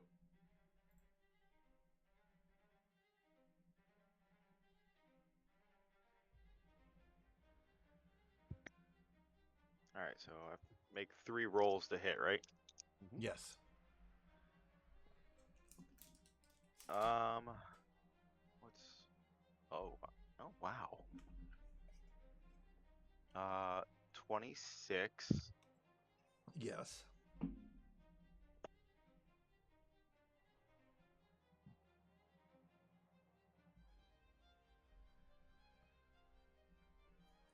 And You okay there? 33. to hit. Yeah. Yeah.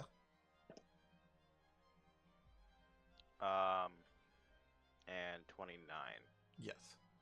All right, so now I'll just roll all the d6s because it'll just be the smart thing to do.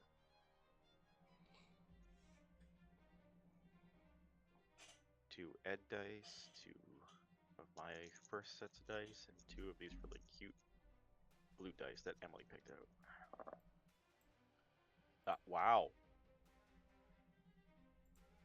5, 10, 15, 21, 23, 26 points of fire damage. 26 Wow. points. Yeah, Wow, very nice. right?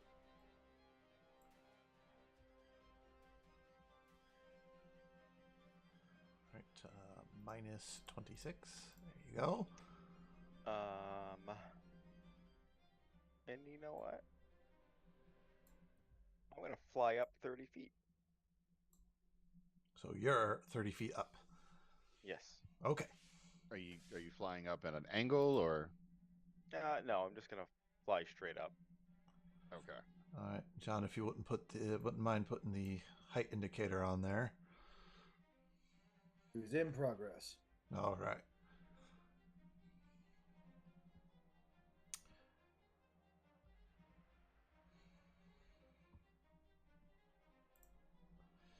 All right. Anything else, Eliana? Is that it? That's it. I got nothing left. Okay. Nash, Bonus action. I would like to rage. you can rage. And then so when he rages, his face sort of morphs and it turns less lizard-like and more like a T-Rex, and he lets out a major roar. All right. And then I'm gonna jump at this thing, and I want to try and grab onto it. Okay. So it's range of my jump, Right. and I'm gonna try and use my first attack to grapple it. All right. As you jump midair, you get a really heavy whiff of that dirt, muddy smell. It's as in you found the source. Okay.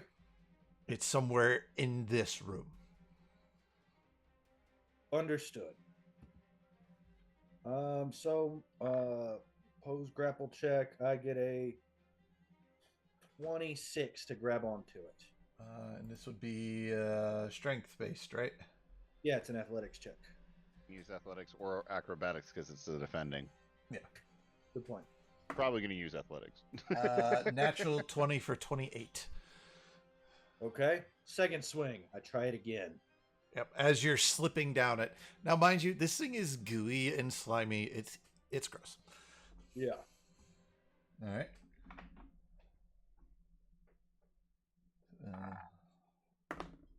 34.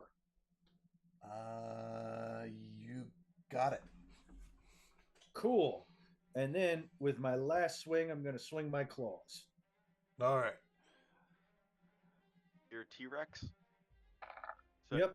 You're grappling basically with your mouth, and now you're just doing this. And I'm going to go ahead and add a storm strike onto this. So that adds a d6 of lightning damage. And he has to make a save. Let me throw out the thing there. Let's see. Strike of the Giants. Blah, blah, blah, blah, blah. A con save or disadvantage on attack rolls until the start of my next turn. He will take 30 points of damage, 21 slashing, 9 lightning. Right. It makes the con. Cool. You said 34 total? 30 total. 30 total. With All right. that swing. And actually, I'm sorry, 32. I didn't have my rage damage. Oh, gotta add that. Yep. 32. I did that. I used Strike of the Giants. And I'm going to, on a hit, I'm going to go ahead, and it's probably not going to do much, but I'm going to add my Brand of Castigation on there. Okay. Throw that up there. If he attacks me or someone close to me, he takes damage, and I always know direction to him, as long as he's on this plane. Okay. That's turn. All right. At the end of your turn, a tentacle is going to whip out and smack you. So he. All right. I did not attack recklessly. By the by. Yep. That is a 34 to hit. Let me see if I could do something about that. I'm going to sweep my tail with my reaction. So 26 plus, come on. 7. 26 and 7 is a 33. He still hits. All right. So you'll take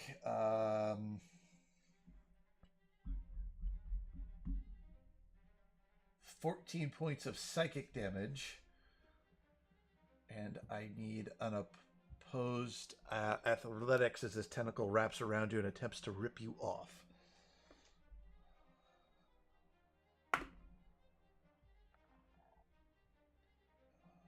34.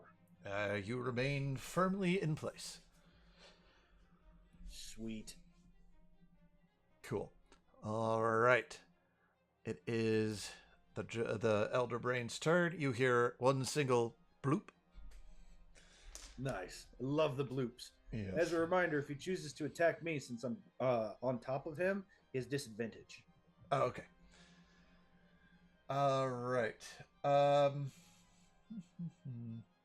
Its turn.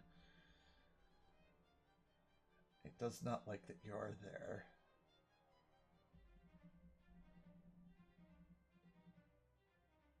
It is going to well, let's see if one thing does happen first. Nope. All right. It is going to attack you at disadvantage, trying to get at you. So first up is its bite attack. Okay.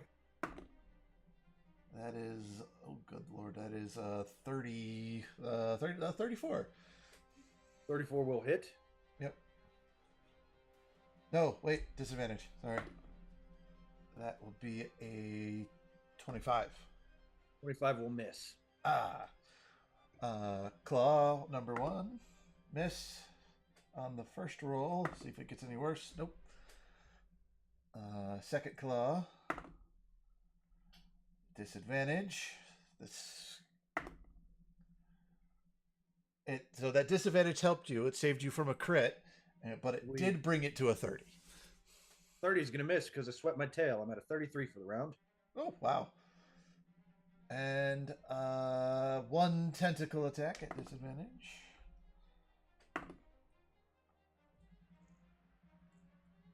It rolled a 19, then an 18. The 19 was 34, so 33 exactly. 33 is going to hit. Yep. And that will be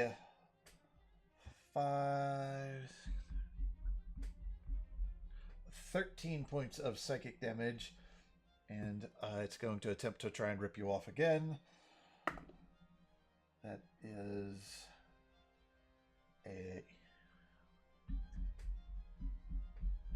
it's 22 to rip you off. 35. You are firmly planted. He is going to go... he's going to move...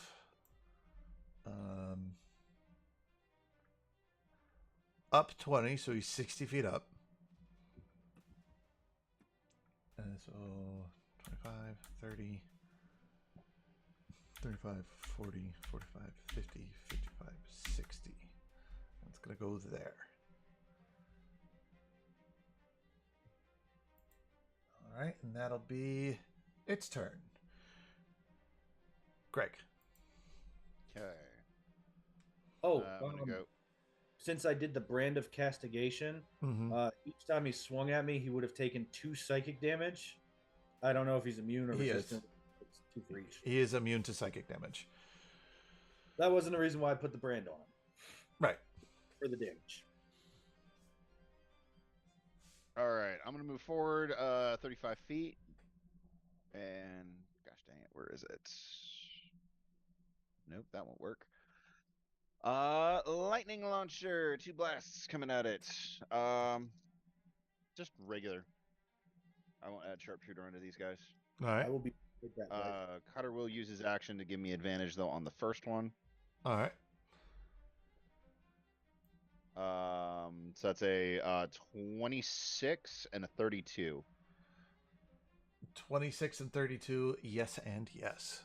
Okay, on the first one, I require him to make a strength saving throw, which I'm sure he's going to succeed on, as I drop Fire Rune into it. Yeah, very much succeeds. 5, but I use this rune for the fire damage. Does he have any? Should I bother like splitting up the damage for you, or It's going to be fire and fire and lightning? give it to me straight. That is 4, 9, 13, 17, 19, 25 points of damage on the first one. He succeeded on his strength save, I'm assuming. Yes. Okay. Second attack is just a regular bolt of lightning, nothing too fancy on it. That one's 8 points of lightning damage. All right. And really, really freaking wishing I had actually done sharpshooter on those guys. And I think that, yeah, I'm going to hold there. Cutter already did his thing. That has been used. That has been used. Yeah, that'll be it. All right. At the end of your turn, it's going to make a tentacle attack against the tick on its back. At disadvantage. Still. Yep. Miss. Okay. All right. Elion, you're 30 feet up. Right, I'm back. Nash, the castigation thing, does it affect him even if he misses his attack, or if he... Yes, Okay, so... but he doesn't take any damage. He's immune to psychic, so... Oh, okay. Yep. I feel that was as All right. safe to give you that he's immune to because it's a freaking Elder Brain Dragon. Yeah, I figured as much. I did it so that he can't vanish from me. What's that say? He's now 60 feet up? Yep. Ah, damn it. All right, well, then I'm going to do this. I'm going to go up another 30, which will bring me to 60. Yep. And You then, move it diagonals too, you know. then I'm going to do... Are you 30. trying to get ready for, like, a charge attack or something? What? No.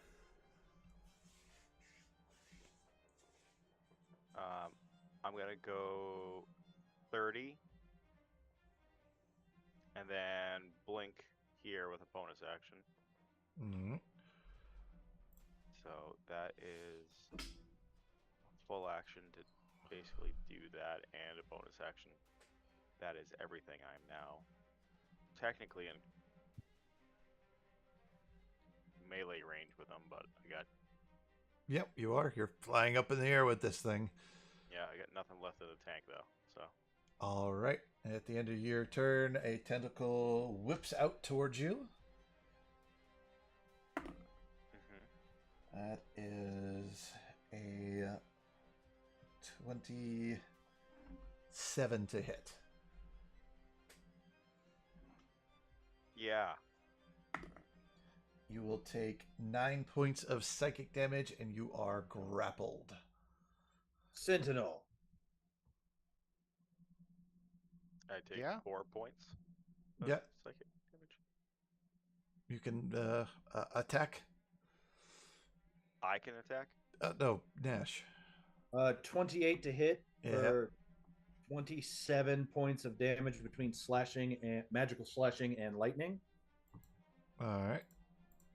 And my best friend in the world, you're going to gain 10 hit points, and so will I. Nice. Because I ate him. Okay. Bit a chunk off of him. Well, if I get below half, you're going to be getting 6 points of healing every single round, so... If I get below half, you're going to start getting like 15, I think. Oh, Jesus. Plus whatever I get on the bites. I eat people. It's what I do. Yeah, I've noticed. All right. Nash, it is your turn.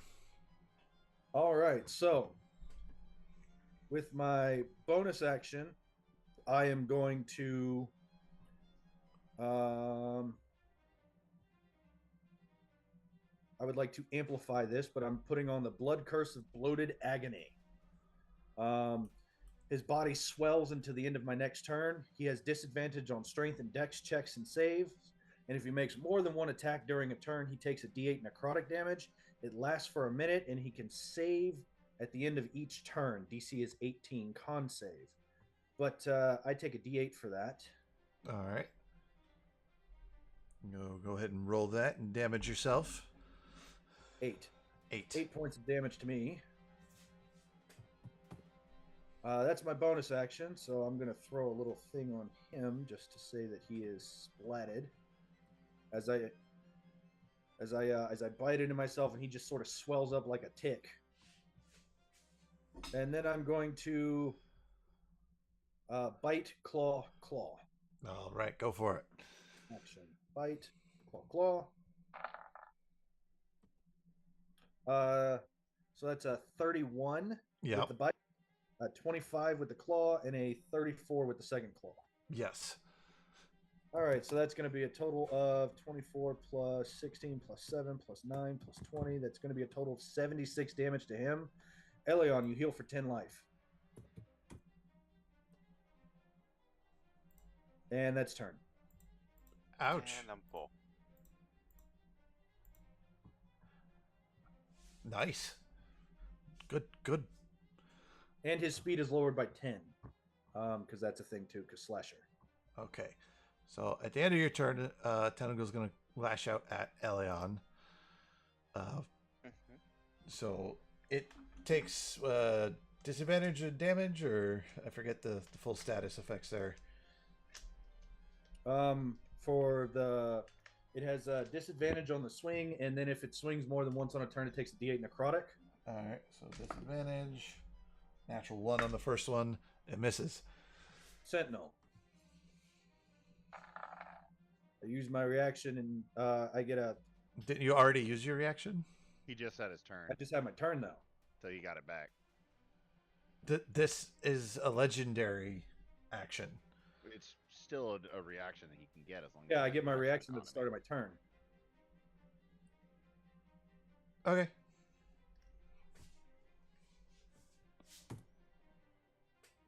But that will be a crit for 36 points of damage. All right. And he will, since I have the slasher feat, he has disadvantage on all attack rolls until my next turn. Okay. All right, it's his turn. The bloop bloop bloop.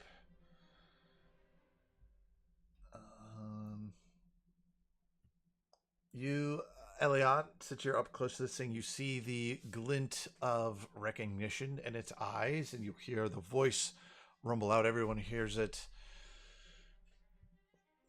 Finally, the chosen one. We get to see. We get to eat. We get to feed. We get to destroy. And it's going to target you with all of its attacks at disadvantage, of course. First up is Zabite.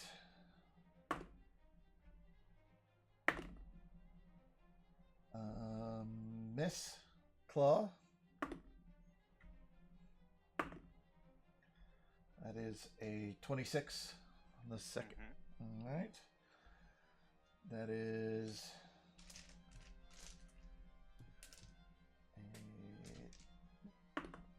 nice for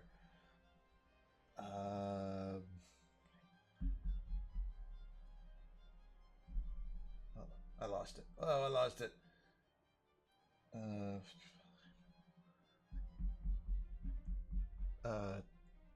13 slashing. Okay. And then a tentacle will come out to slap you across the face. And whiff. Let's see if that came back.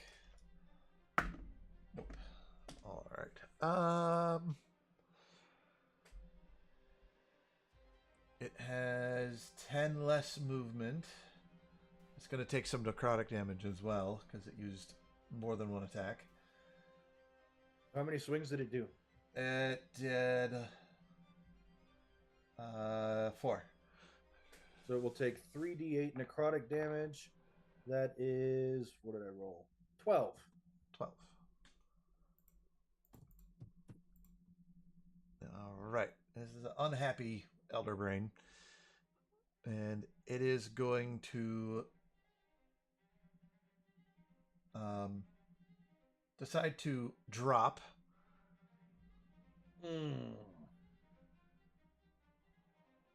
Oh no. And where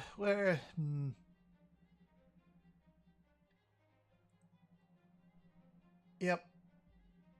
And it's going to try and land, position itself to where it smushes the bug on it. Yep.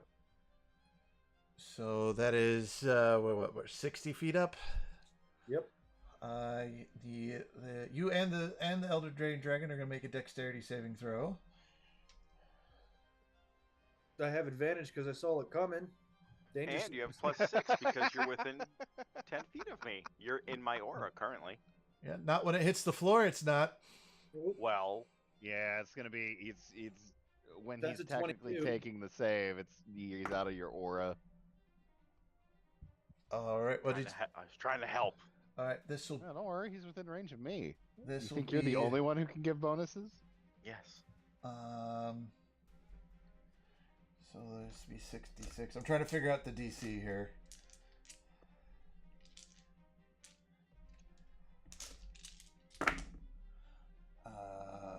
Do.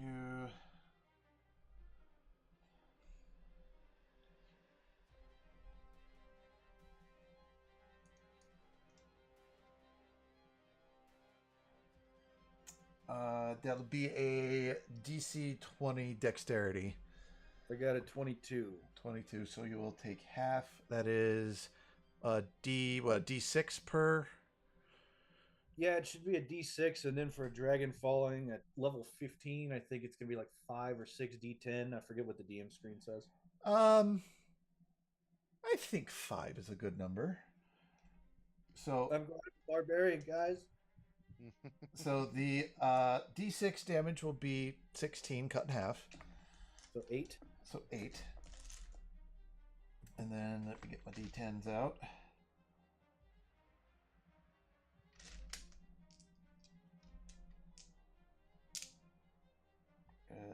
This one and uno más, por favor.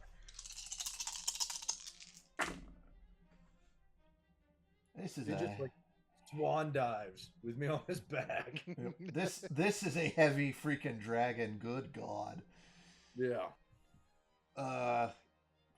Let's see. So that'll be. The Elder Brain care. It's on the back.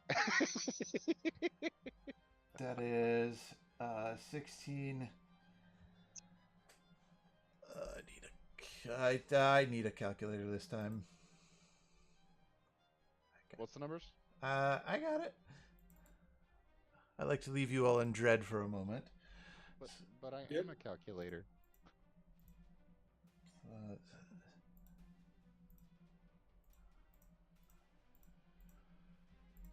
That'll be 43 crushing damage. Is that before or after it's cut in half? That's total, so cut in half would be 21. Minus 21. Okay. Yep. And But he's prone, right? he's prone. He's going to use half his movement to stand up. Cool. I'm still hanging on. Yep. Ow.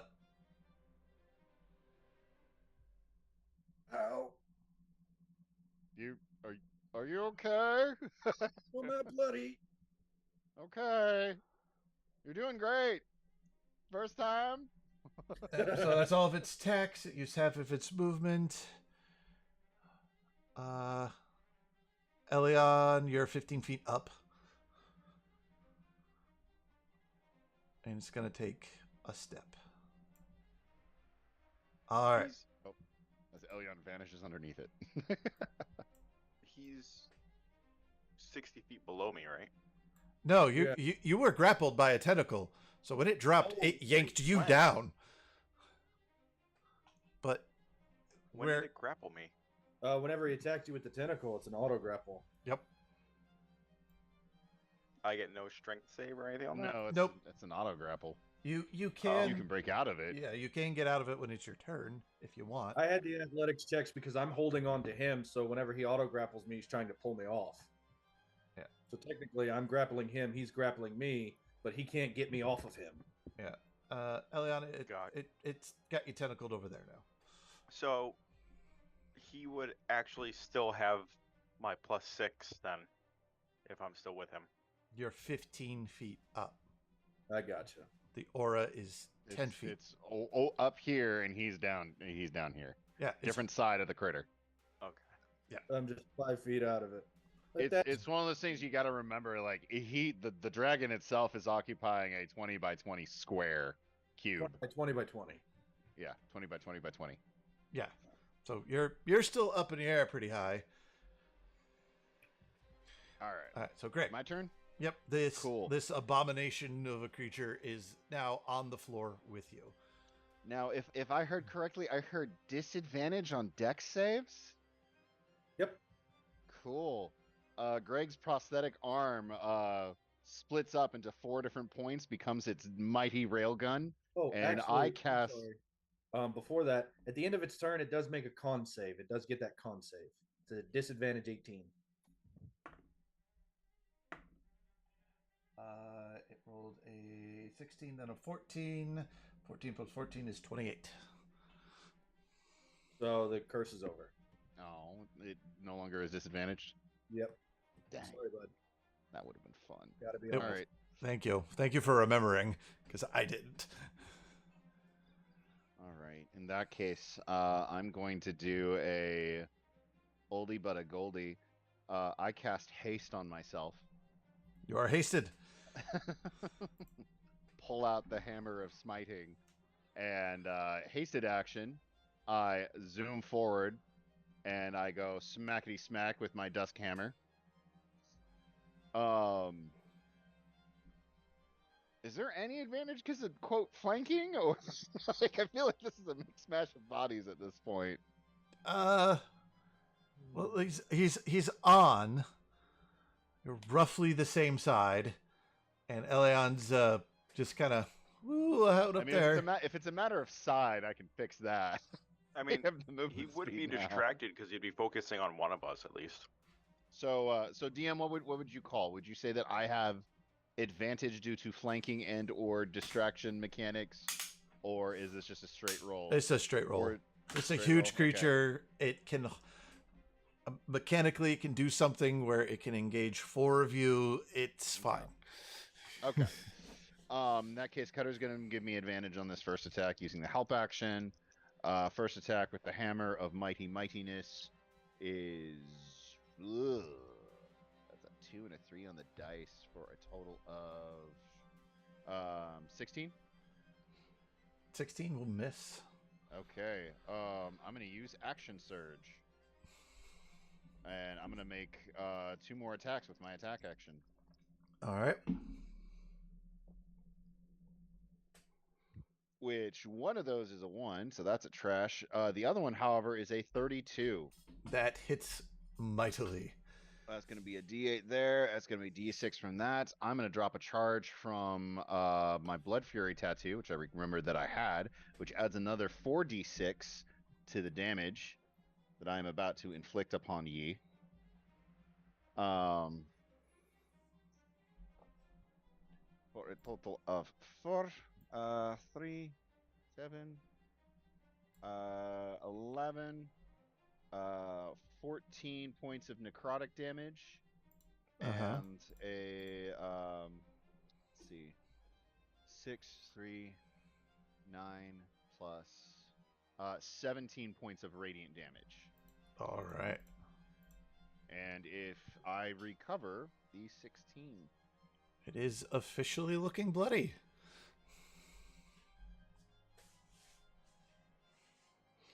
Well, And bloody with that more will gooey.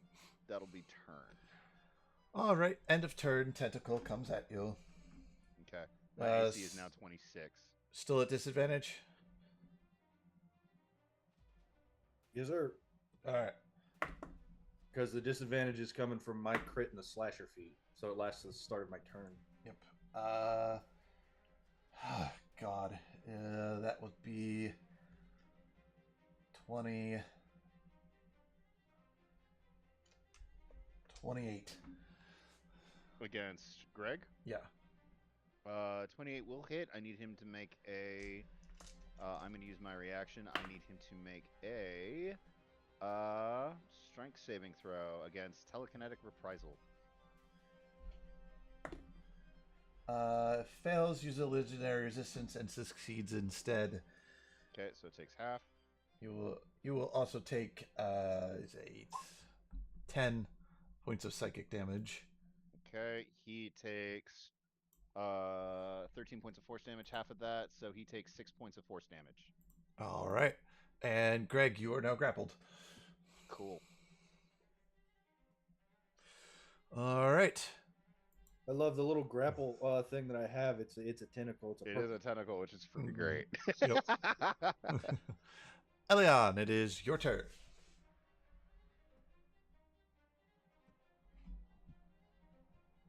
I can still hit it, right? The movement's just 0. You're 15 feet away from it. Oh, that's true. It's got and reach. grappled. But it's holding me, right? Yeah, you can hit the tentacle if you want. Yeah. I mean, it's gonna take damage. Yep.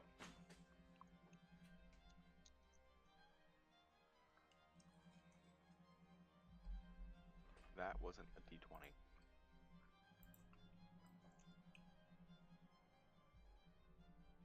That one is, and that's a natural 20.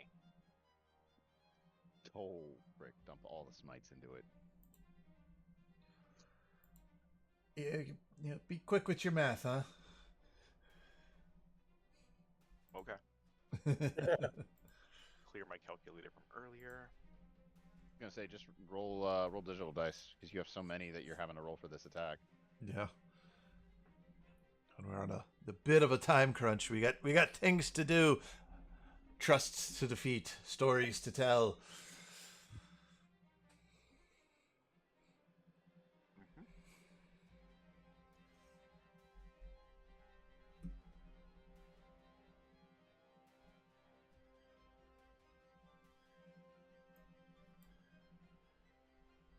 Just want to shout out the maker of this map.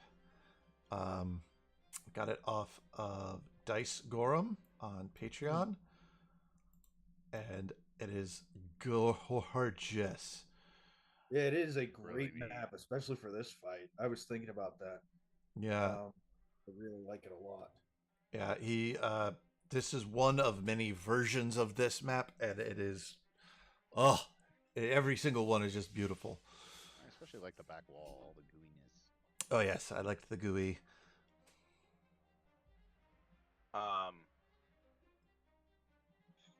So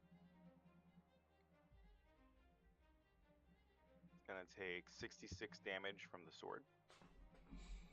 All right. Nice. Plus, let's add in a smite. Oh, let's clear the calculator. So that's gonna be any of these.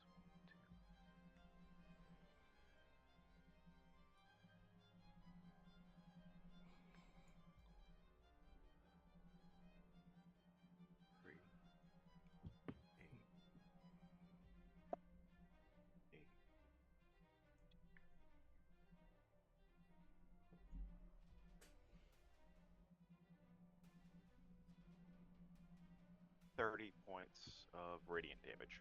Nice. And for my second attack,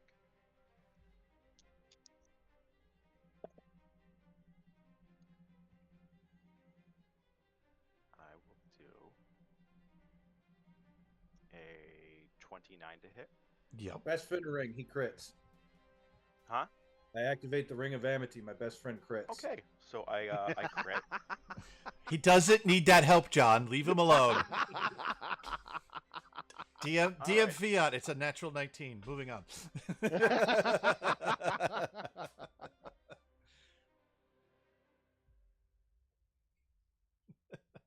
But while he does that math, Yes. All right.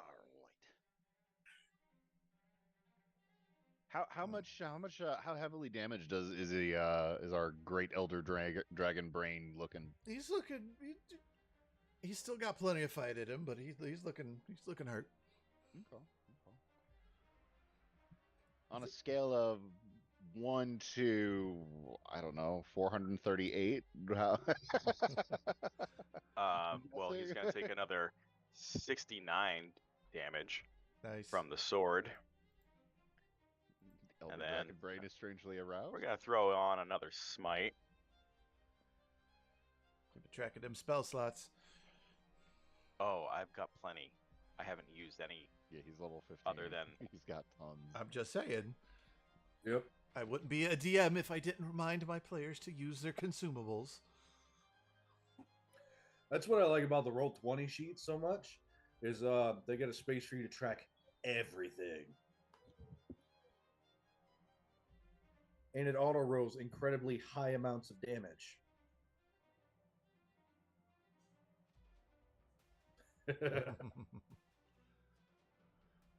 And that'll be another 32 points of radiant damage. All right. So, bam, bam. Oh, actually, Oh, actually.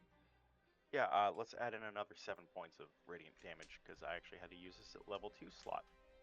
Oh, adding another Oh, set. okay.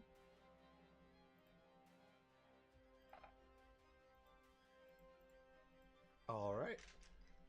That'll do it. That'll do it. All right, Nash, your turn. All right, at the start of my turn, Elion's going to get 15 points of healing, as will I. And then I'm going to bite, claw, bonus action bite. All right. I already rolled them in the Roll20. So we have a 32, a 34, a 33, and a 34. I add the strike of the giant, so he needs to make a con save, DC 18. And I deal 122 points of lightning and slashing damage. All right. And also from the bites, you're going to gain another 20 health on top of it. So total 35 health to Elion. Yeah, it makes the con save. Yeah, I'm already full. And then from Hungry Draws, Elion and I both get 9 temp. Nice. That's my turn. I just bite, claw, go crazy. Start trying to burrow into its back. And you're doing so. All right. It is its turn. So what it's going to do is Elliot in your tentacle, Greg in your tentacle, you're both going to lift up and move here and here. And it is going to... Now kiss. Let's play Dolly. It is going to look up at you and belch out its brine breath. I need Constitution saving throws from both of you. Okay. Thankfully, he brought us within 10 feet of each other. Yeah. Well, he has to hit both of you. Yeah. Did that trigger my sentinel? Natural 20. It's not an attack.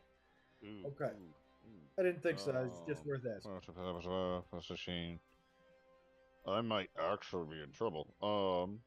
Plus 6. I know. I rolled a 4 on the dice, so +6 puts me at 10 +7 from con puts me at 17. 17. If I do Flash of Genius, that's 21. Do I have any other random ass bonus stuff? Because the freaking ancient dragon. I don't Did think you remember 21's gonna be bless? high enough. You're blessed. Oh, have we been blessed? Yeah, we have been blessed. Oh my god. Have you not been rolling bless? Nope, No. I'm an idiot. Okay, that's a 1 from bless plus That's Flash 22. of Genius brings me up to 22. That's exactly the number you were looking for. Woo! Woo! I am not infested. It's that holy olive oil. Oh god. You take, this is halved, 32 points of psychic damage. Okay. I'm okay. Oh, I'm okay. And item interaction. It drops Greg. I Dexterity saving lost throw. 10 feet onto the ground. Yep. Okay. Dex save. Because It's not much. You'll probably make it. you'd be okay. No, actually, that's a unnatural 20. Well, that big thing is now you got to make 2 concentration checks. Well, before that, Oh I have yeah. a reaction. Oh, actually, I forgot. I have advantage on dex saves because of haste. Yeah, that won't make a difference, but it's still unnatural 20. I forgot about that for concentration check. Yeah, that's definitely going to be held. That's a like 28. Yeah, you only take like 1 point of damage. Yeah. Well, he's talking about 2 from when I got hit with the brine breath. Yeah. 1 for the blind breath and 1 for the fall. Yeah. So I I'm have good on the fall. a reaction that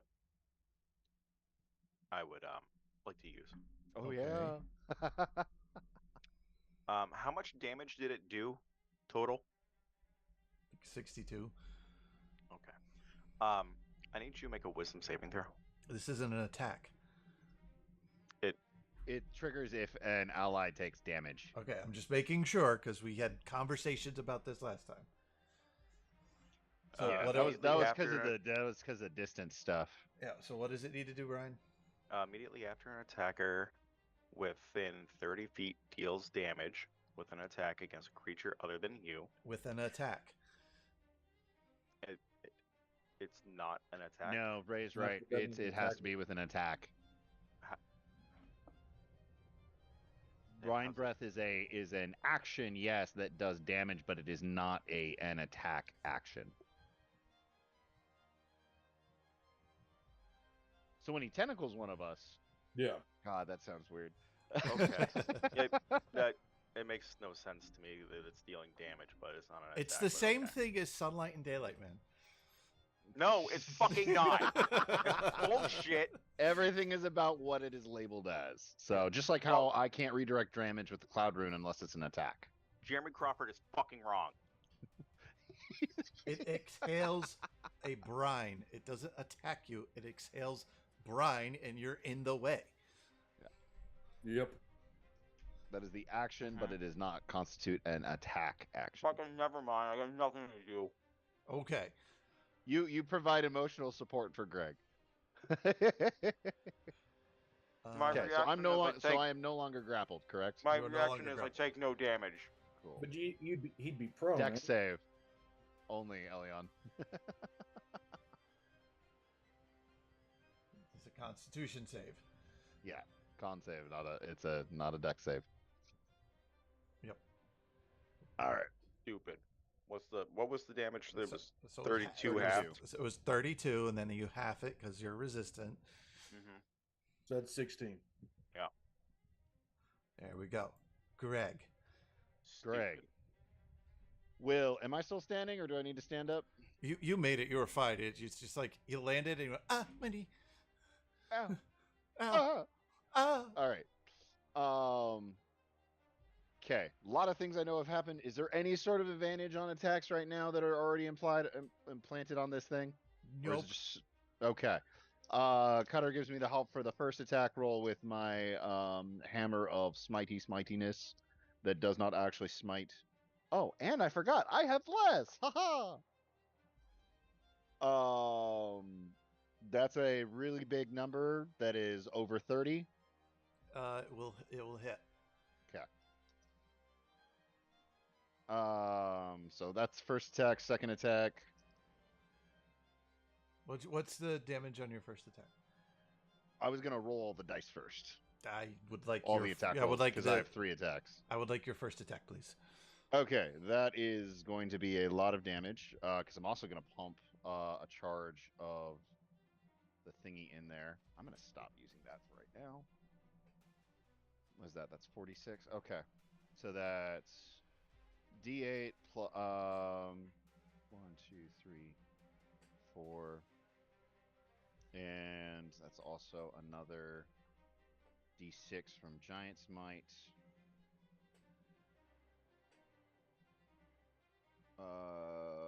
Dice total is 30 points of radiant damage. Okay. Second attack.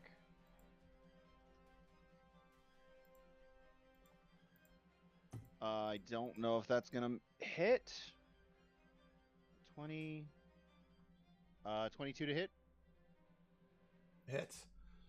Okay. Do you want me to do damage, or can I roll the third attack? Do damage. Damage. Okay. I'm gonna drop another Blood Fury charge into this.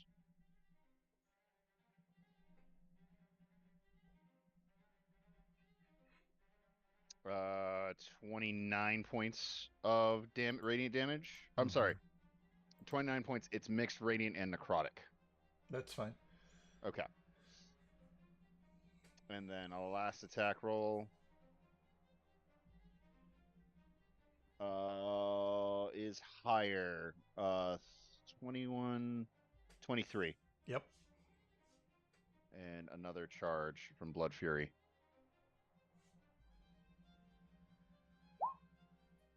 26 points of damage altogether. Hold on, that's incorrect. That was.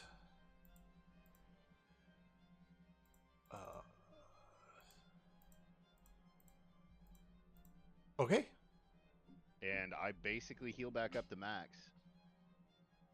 Because I regain hit points equal to the number of necrotic damage dealt. And I definitely dealt, I feel like, more than the difference between that and my max. Yeah, you're fine. Fine with that. All right, that is, I'm going to move 5, 10, 15, 20 over to here, and that'll be turn. Cutter is also still on me. All right. All right. At the end of your turn, it will make a disadvantage tentacle attack. I'm sure it's still disadvantage. Not for me, no. No? Unless it's against me because I'm on top of him. No, it's not against you. Yeah, I didn't crit last round, and he saved against the Storm Giant thing. All right. He's going for Elion. It doesn't like him. That'll be a 25 to Elion.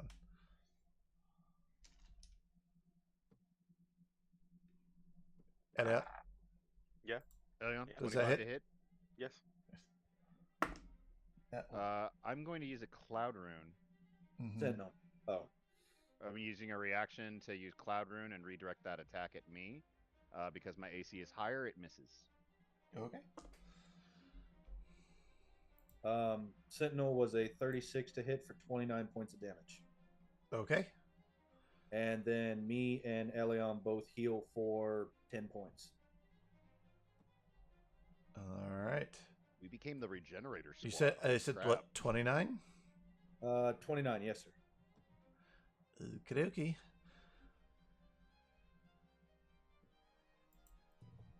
Elion.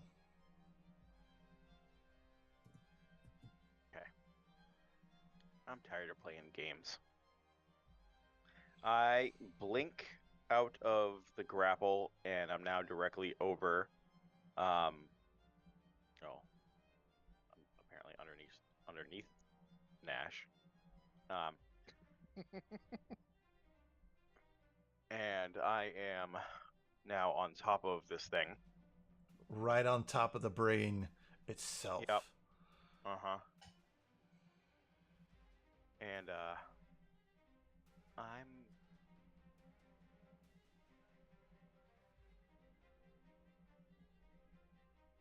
I'm just gonna take my sword and make a couple attacks. All right, go attack by attack, please. Yeah. That is a numbers. Numbers. Yep. 29. 29. Elion, are you going to do more than 3 points of damage?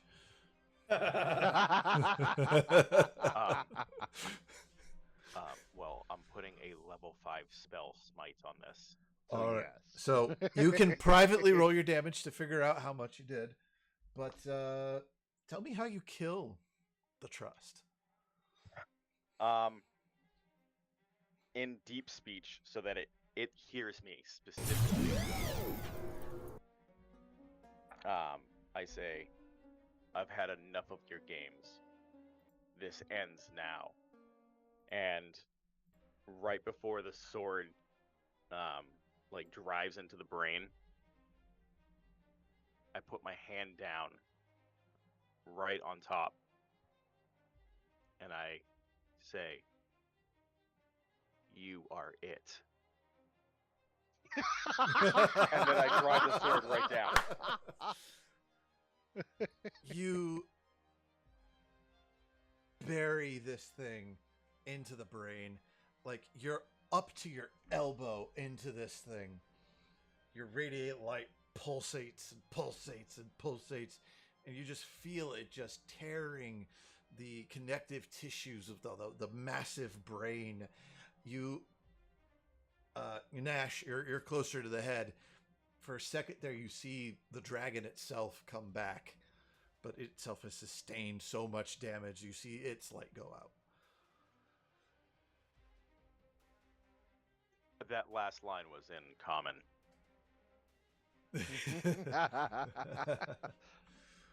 What was that screeching bit about? The damage that the brain has done to the dragon is mutating it into tentacle gooey slime that it tries to crawl and move, and it's just pulsating psychic screams, yelling out no in all different languages and boasting, I will destroy worlds, I'll eat all of you, my minions, and then just completely collapse and completely breaks down into tendons and muscle and tentacle and slime and just collapses.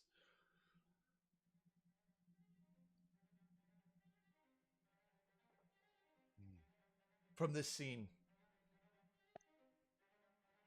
you hear psychically, Thane.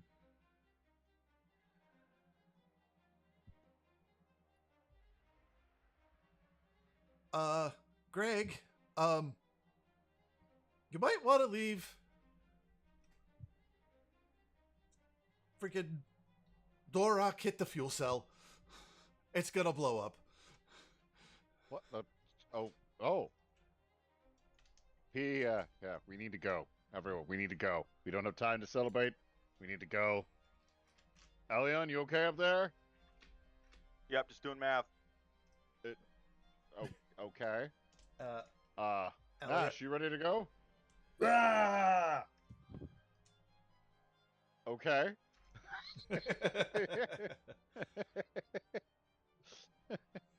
We start power charging through. Probably right just about before we hit the door, Greg freezes up as the haste spell wears off. Yeah, I'll grab Elion and I'll start leaping with him. Yeah, we're making a run for it. We're making a run out and through the bridge, making our way down to the shuttle bay, getting ready to vanish. As you guys are running and leaping through the ship, it is a massive explosion rocks it, and you hear psychic screams and yells, and you do encounter some fleeing bad guys, but the group of you mow through them or you just run past them. It's your choice. The ship is exploding. You're hearing radio communications from other members of the collective fleet as they're fleeing. The ships are fleeing. That cruiser's down. You know, you're hearing the sounds of the end of the battle, of victory. You're running through the ship. It starts crumpling and exploding around you. You guys, you get to the ships and you run on. You power them on and you punch out at a super cool guy moment. The second you leave the ship, it just implodes in a massive fireball. You guys and the rest of the surviving fleet, which was very heavily damaged, you see the capital ship is on fire. Over half the fleet itself is destroyed. But you come flying back into the collective. You land as this big hero's moment. And we, from this scene, fade to the next day. It is the morning. You've all rested. That powerful surge that you all felt from the original, that potion that Belvane gave you, it drained. And it is physically taxing.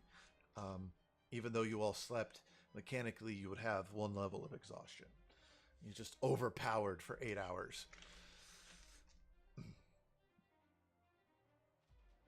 A ceremony is to be held in the honor of the Punchline. And you all have been labeled heroes of the collective. Some even add the title of saviors of the multiverse. But it seems a little much. Thane 100% adds Yeah, that to his Thane name keeps of that.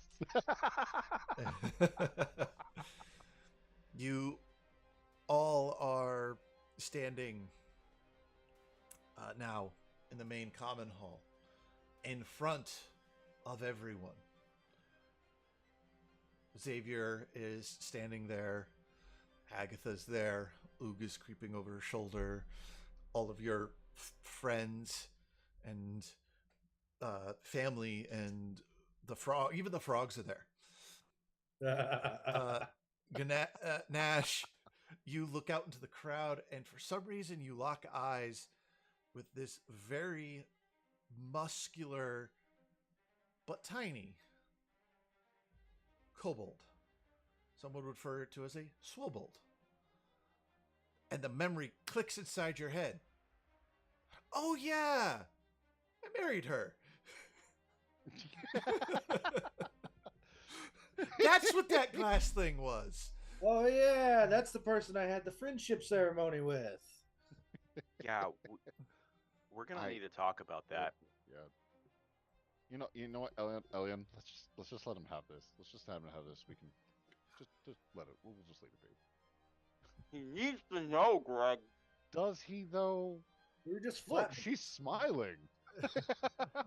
She's also flexing. Yeah. I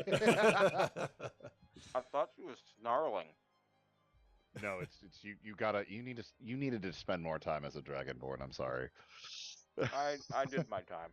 Yeah. One by one, Cassandra and the other leaders of the collective call you up on stage. Call you up and places a medal around your neck, dubs you hero of the collective, awarding you the highest honor that anyone in the collective could receive. Where's Chewie? Chewie's, there's this large hairy creature handing out the medals with this, like, fuck all you look.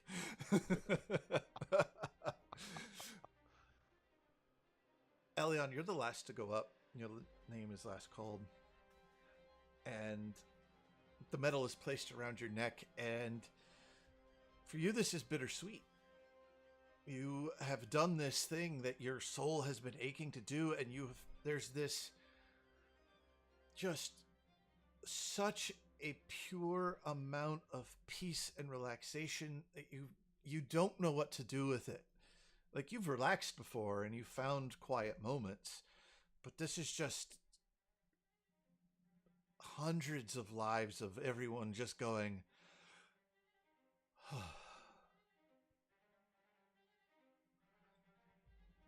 the crowd applauds and cheers and yants your name. And then the lights flicker and a bright light appears on stage behind you. And even to you, it's blinding. And everybody else, it's blinding. And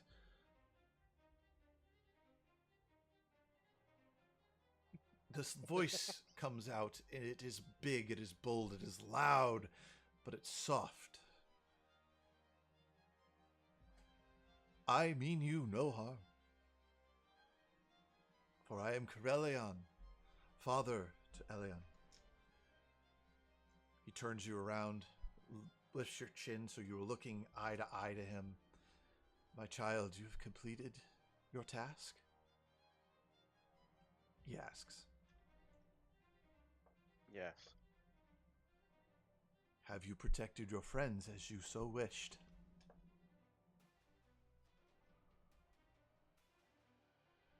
Yes. And your mission complete?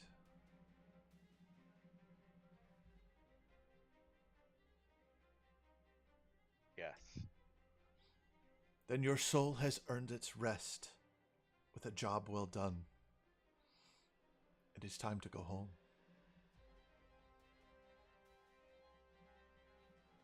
God reaches out his hand and gently places it on your shoulder. Go now, my child. Be at peace. Your work is done. Your paradise awaits you.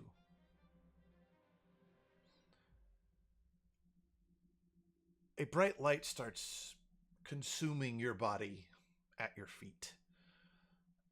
You have a final moment with your friends because Hagatha is now up on stage with you. She did receive an award as well because she is part of the Punchline. What are your final words to your friends?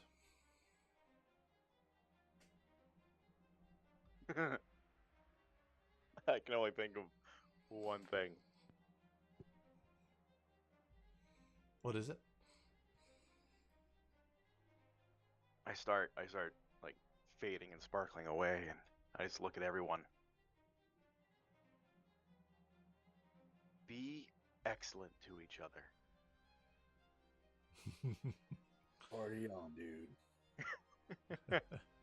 As those words echo out into the infinite space around the collective, words of, in their own way, love and friendship. You can all see this divine netting surrounding the collective. The collective now has a divine shield against all and any attack.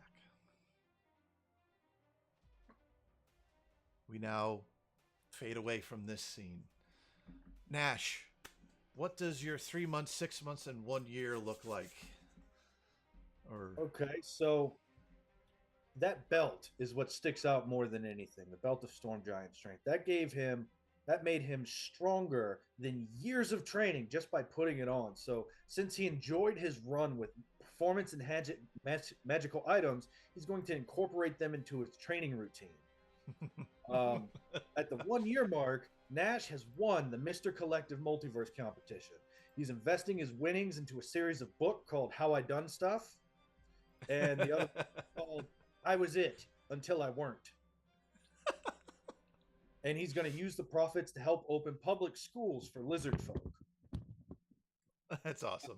5 years for Nash is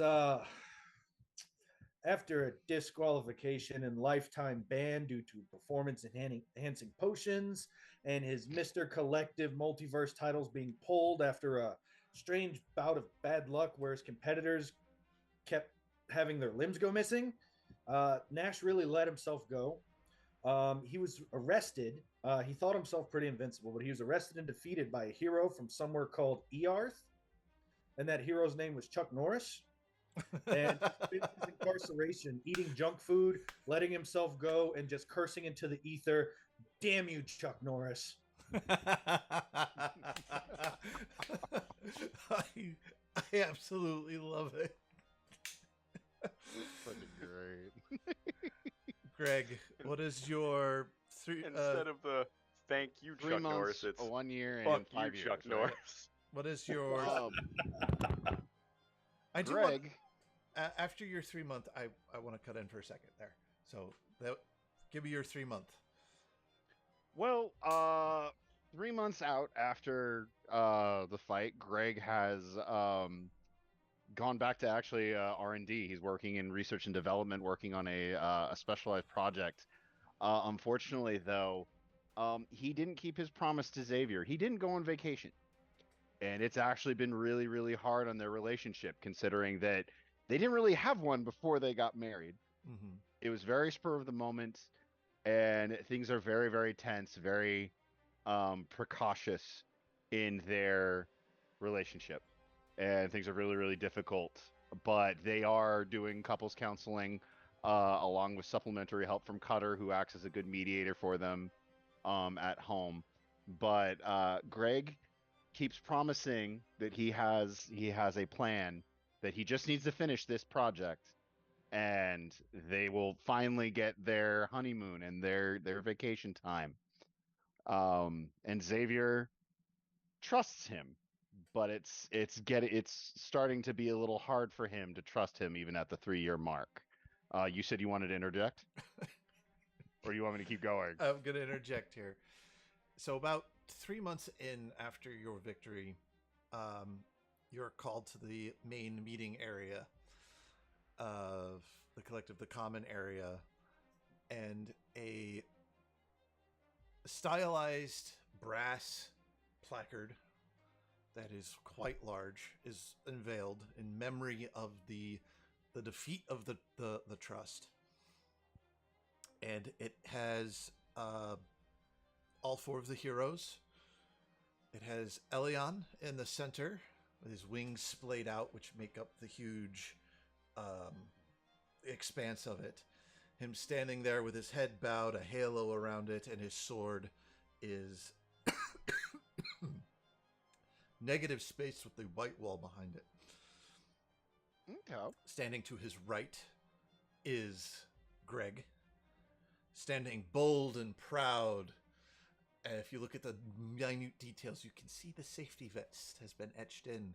But he's got his lightning launcher arm stretched out, and lightning lances forth from it. To Elion's left is Hagatha, standing prouder, a little bit out of character, but tentacles all around, and the shadow behind the tentacles seems to move on their own. There stands the champion, and all of his 6-pack, 12-pack, and 36-pack glory in a powerful flex, 3 feet to the left of Hagatha, Nash. And it says Heroes of the Collective, and it lists Elion, the champion of Corellion. It lists Nash, world champion bodybuilder, Hagatha. I had the fancy title. Witch Oh no, extraordinaire. um, Swamp Witch, and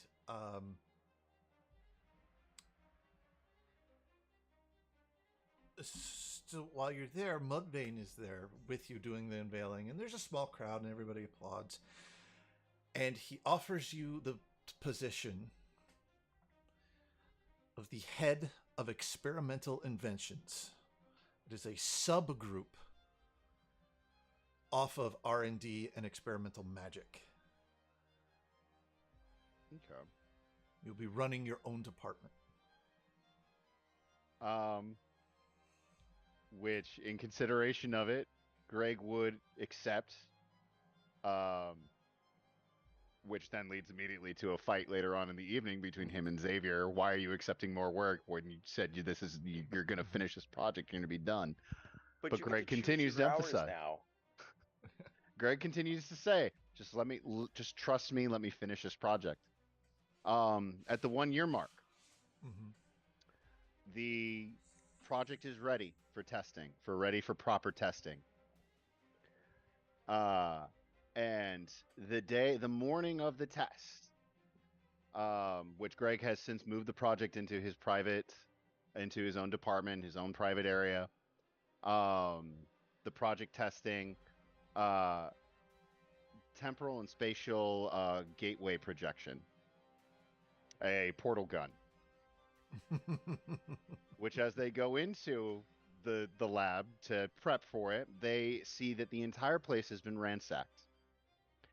Data files have been deleted, and there is a small pile of tracking devices, which anyone with any notice of them would realize these are all the tracking devices that would have been on Greg's equipment, Greg's weapons, armor, even on Xavier's stuff. Greg's prosthetic arm is very neatly set aside there. The portal projection gun is missing, and where it is a note saying, "Gone on vacation, back in a few years." As Greg has stolen the portal gun.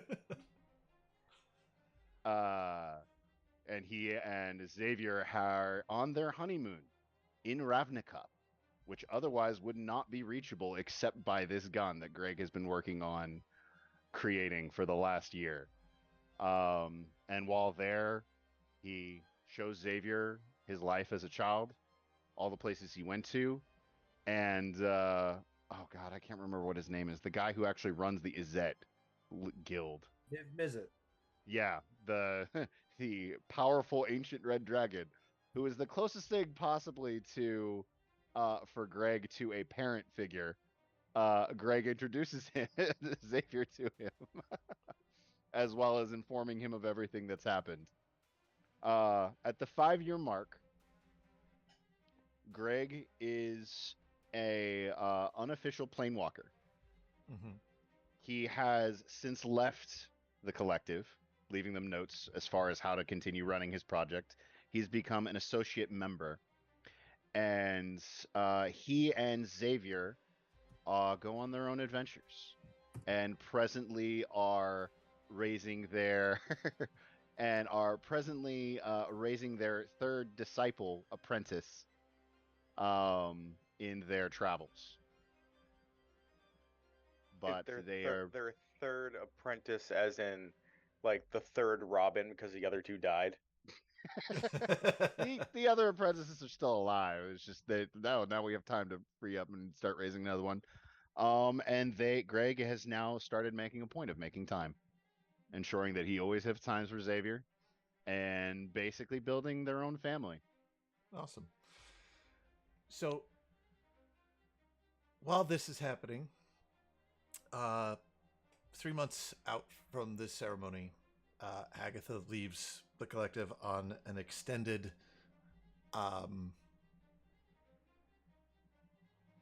leave of absence.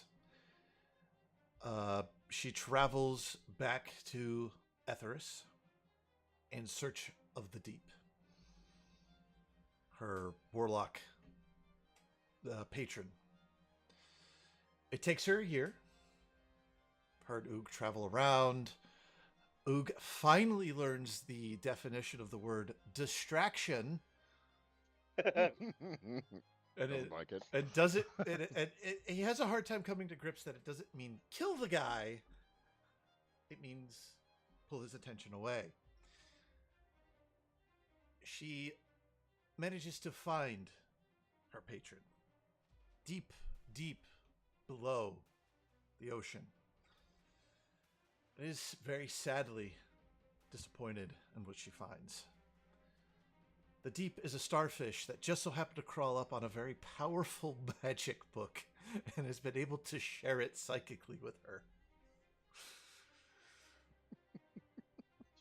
She takes the book and the starfish and now decides to return to the collective because it's the only thing that was ever consistent.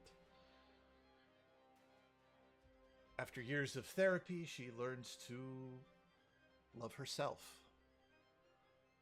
that she doesn't need someone else, that she should want someone else to add to her life, and then takes a new position at the collective as a counselor, a guider to new agents who are plucked from their world and gives them a place to go to express their feelings and emotions. And that's where Hagatha ends up. And we're all curious about the frogs. Well, 3 months out, the frogs completely disappear from the collective as they use their own version of gating and portals and teleportation, and they colonize a world. 1 year out, they're doing quite well. There's been a few minor setbacks, and there are a few outreaches of their society that are no longer as technically advanced. So you have the Wild West of frogs. 5 years out, they're still exploring their new world, and they're thriving, as the amphibiosas should do, and they are very much proud to be associated with the collective and provide a safe haven planet side for anyone in the collective in need. They continue to make statues to Hagatha, and there are a few smaller ones of Greg kicking around in places. And that brings us to Elion. Elion, what does your soul's peace and eternity look like?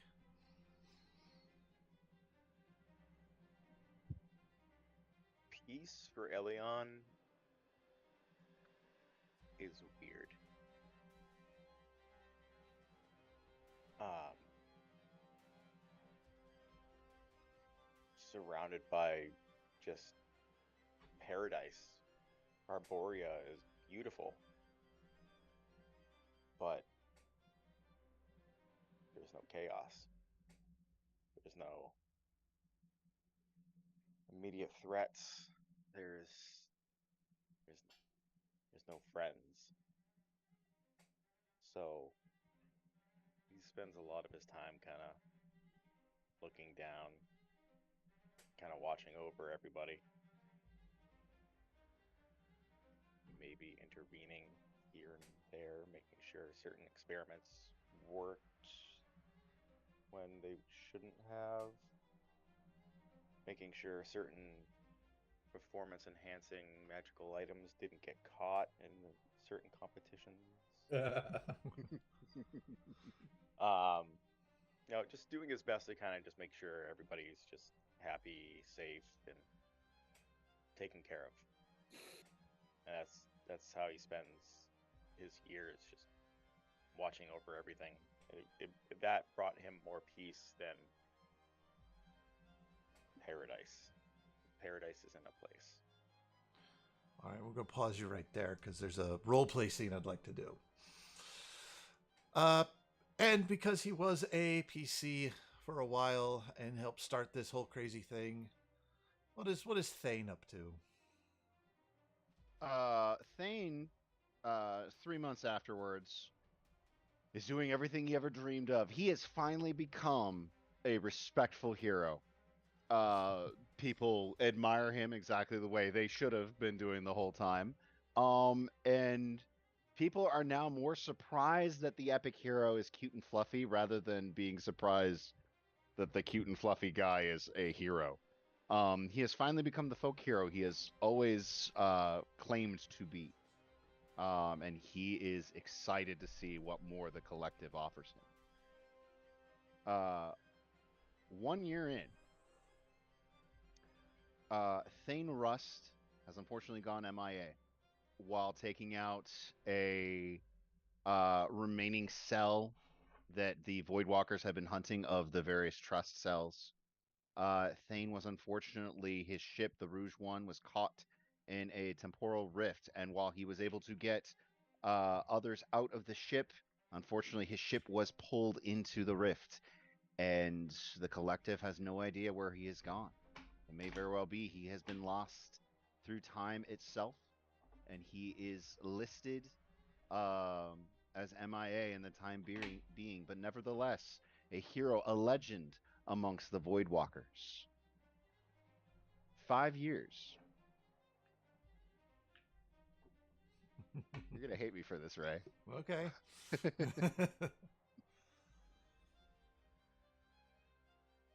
King Varonos Iros Vasilias Skoraya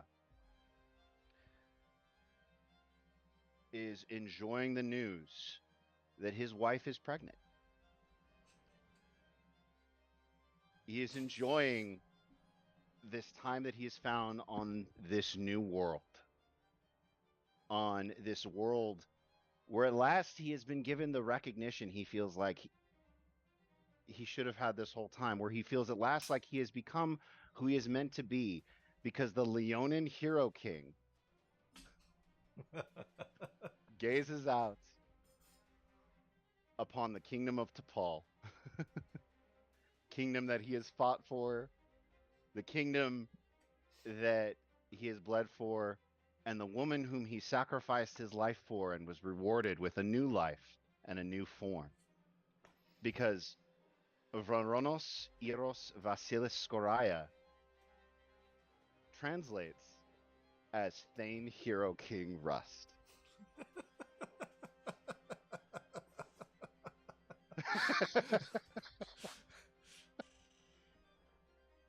How you doing there, Ray? I'm fine. Clever. By the way, I'm not accepting any submissions for change of characters. No, it's fine. I love it. It's where the family adventuring and spark comes from.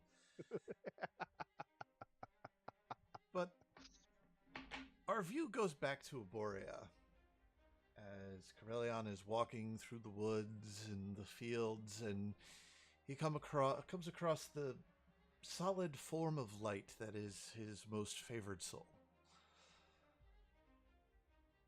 His light shimmers a little bit, Corellion's. Elion, my son, you seem restless, anxious, not at peace. What is wrong?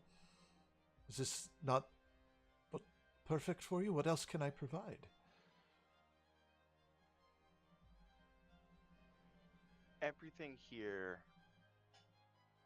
is in by the definition of perfect.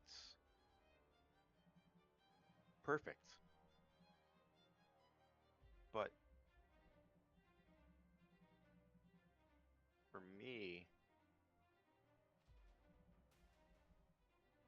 perfection and paradise and all of that was all the time I spent with my friends, all the people that mattered to me.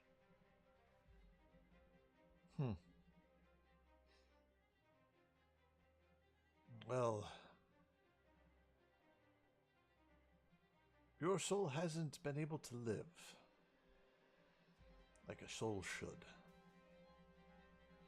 What do you mean? I've lived thousands of lives. But it's been torn and ripped from one body and thrown into the next. It never had a chance to grow old, to truly find passion, love of its own. It always had a programmed purpose. I have an idea.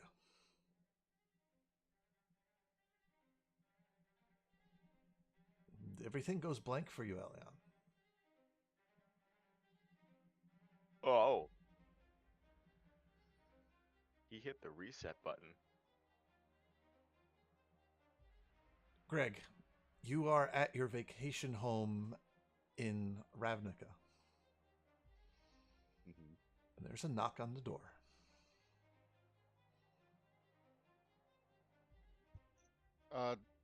Xavier, you keep doing the thing. I'll get it. You Go open. over to the door. Open it. There's no one there. You look down, and in a little basket, wrapped in swaddling clothes, is a little elven baby with a note pinned to it.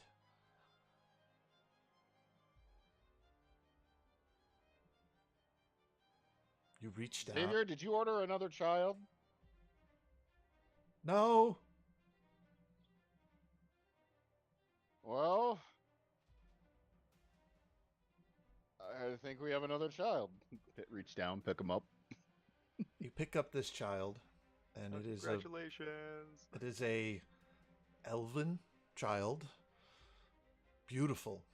Familiar some way, but you're not quite sure. You're a little combobulated with the whole thing. Golden hair. You gently pick the note off, open it up,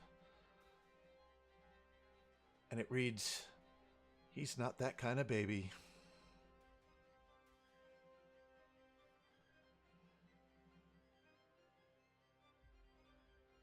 Xavier, I've got good news and bad news. Um, Good news. Well, I don't know. This may just be bad news all around. Elion's here. Turn, close the door, walk back inside. And that's where the camera will zoom out and fade out over the view of the city and the plain of Ravnica, and credits roll. And thank you all for joining us and watching the end of the Agents of the Collective. I want to give my players a very big thank you. Thank you for sharing this story with me over these last 2 years and help making my vision come alive. I very much believe as a DM that we create a story, but it's the players that breathe life into it. Thank you for all of the frustration, the pain, the pain of powerful characters, all the laughs, You're welcome. tears, and it has really given me my own sense of vigor in being a DM or GM, and that I want to keep doing it, and I cannot wait to tell the next story with all of you. Again, thank you. Special thank you to John for coming in and kind of filling a role here at the last 2 episodes. I want to say same for Logan for when he could fill in, and I want to say a very special thank you to Amy as well for coming in and joining us for this ride. Sorry that you couldn't be here for this last part, but we all get that we have life and things happen. So for the final time, thank you for watching this episode of Agents of the Collective, brought to you by the Collective Entertainment Network.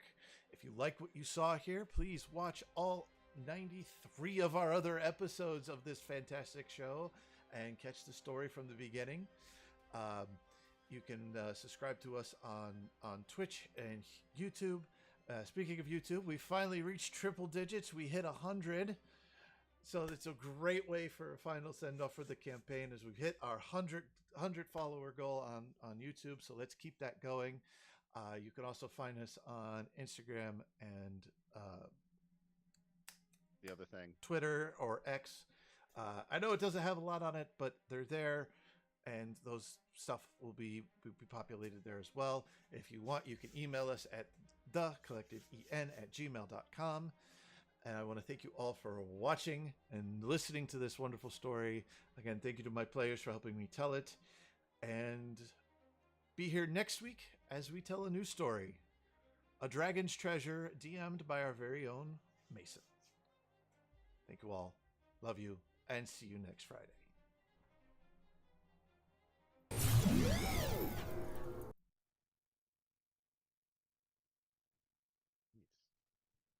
All right, guys, great job. And great job to you too, Ray. You started a campaign and ran it all the way through finish. I've never gotten to do that. And yeah, that's phenomenal, man. Good on you.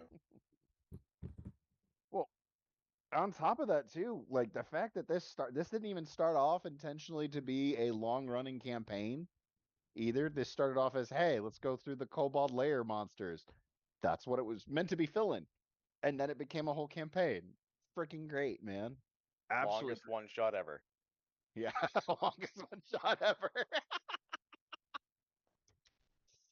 Oh, all right. Thank you for stepping up to the plate the way you did when I had to dip out so quickly once Rose's pregnancy turned complicated.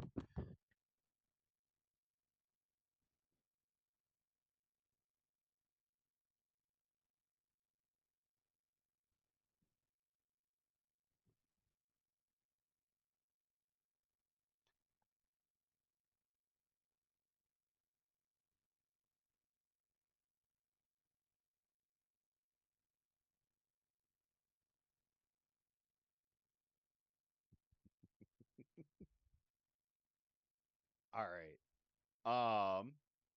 Yeah, like before we head off, something you did, something that someone else did that you really really liked, and for this episode and for the series too, I guess, because it's the end of the whole this whole series. So something that someone else did today, and something that someone else did during the show overall.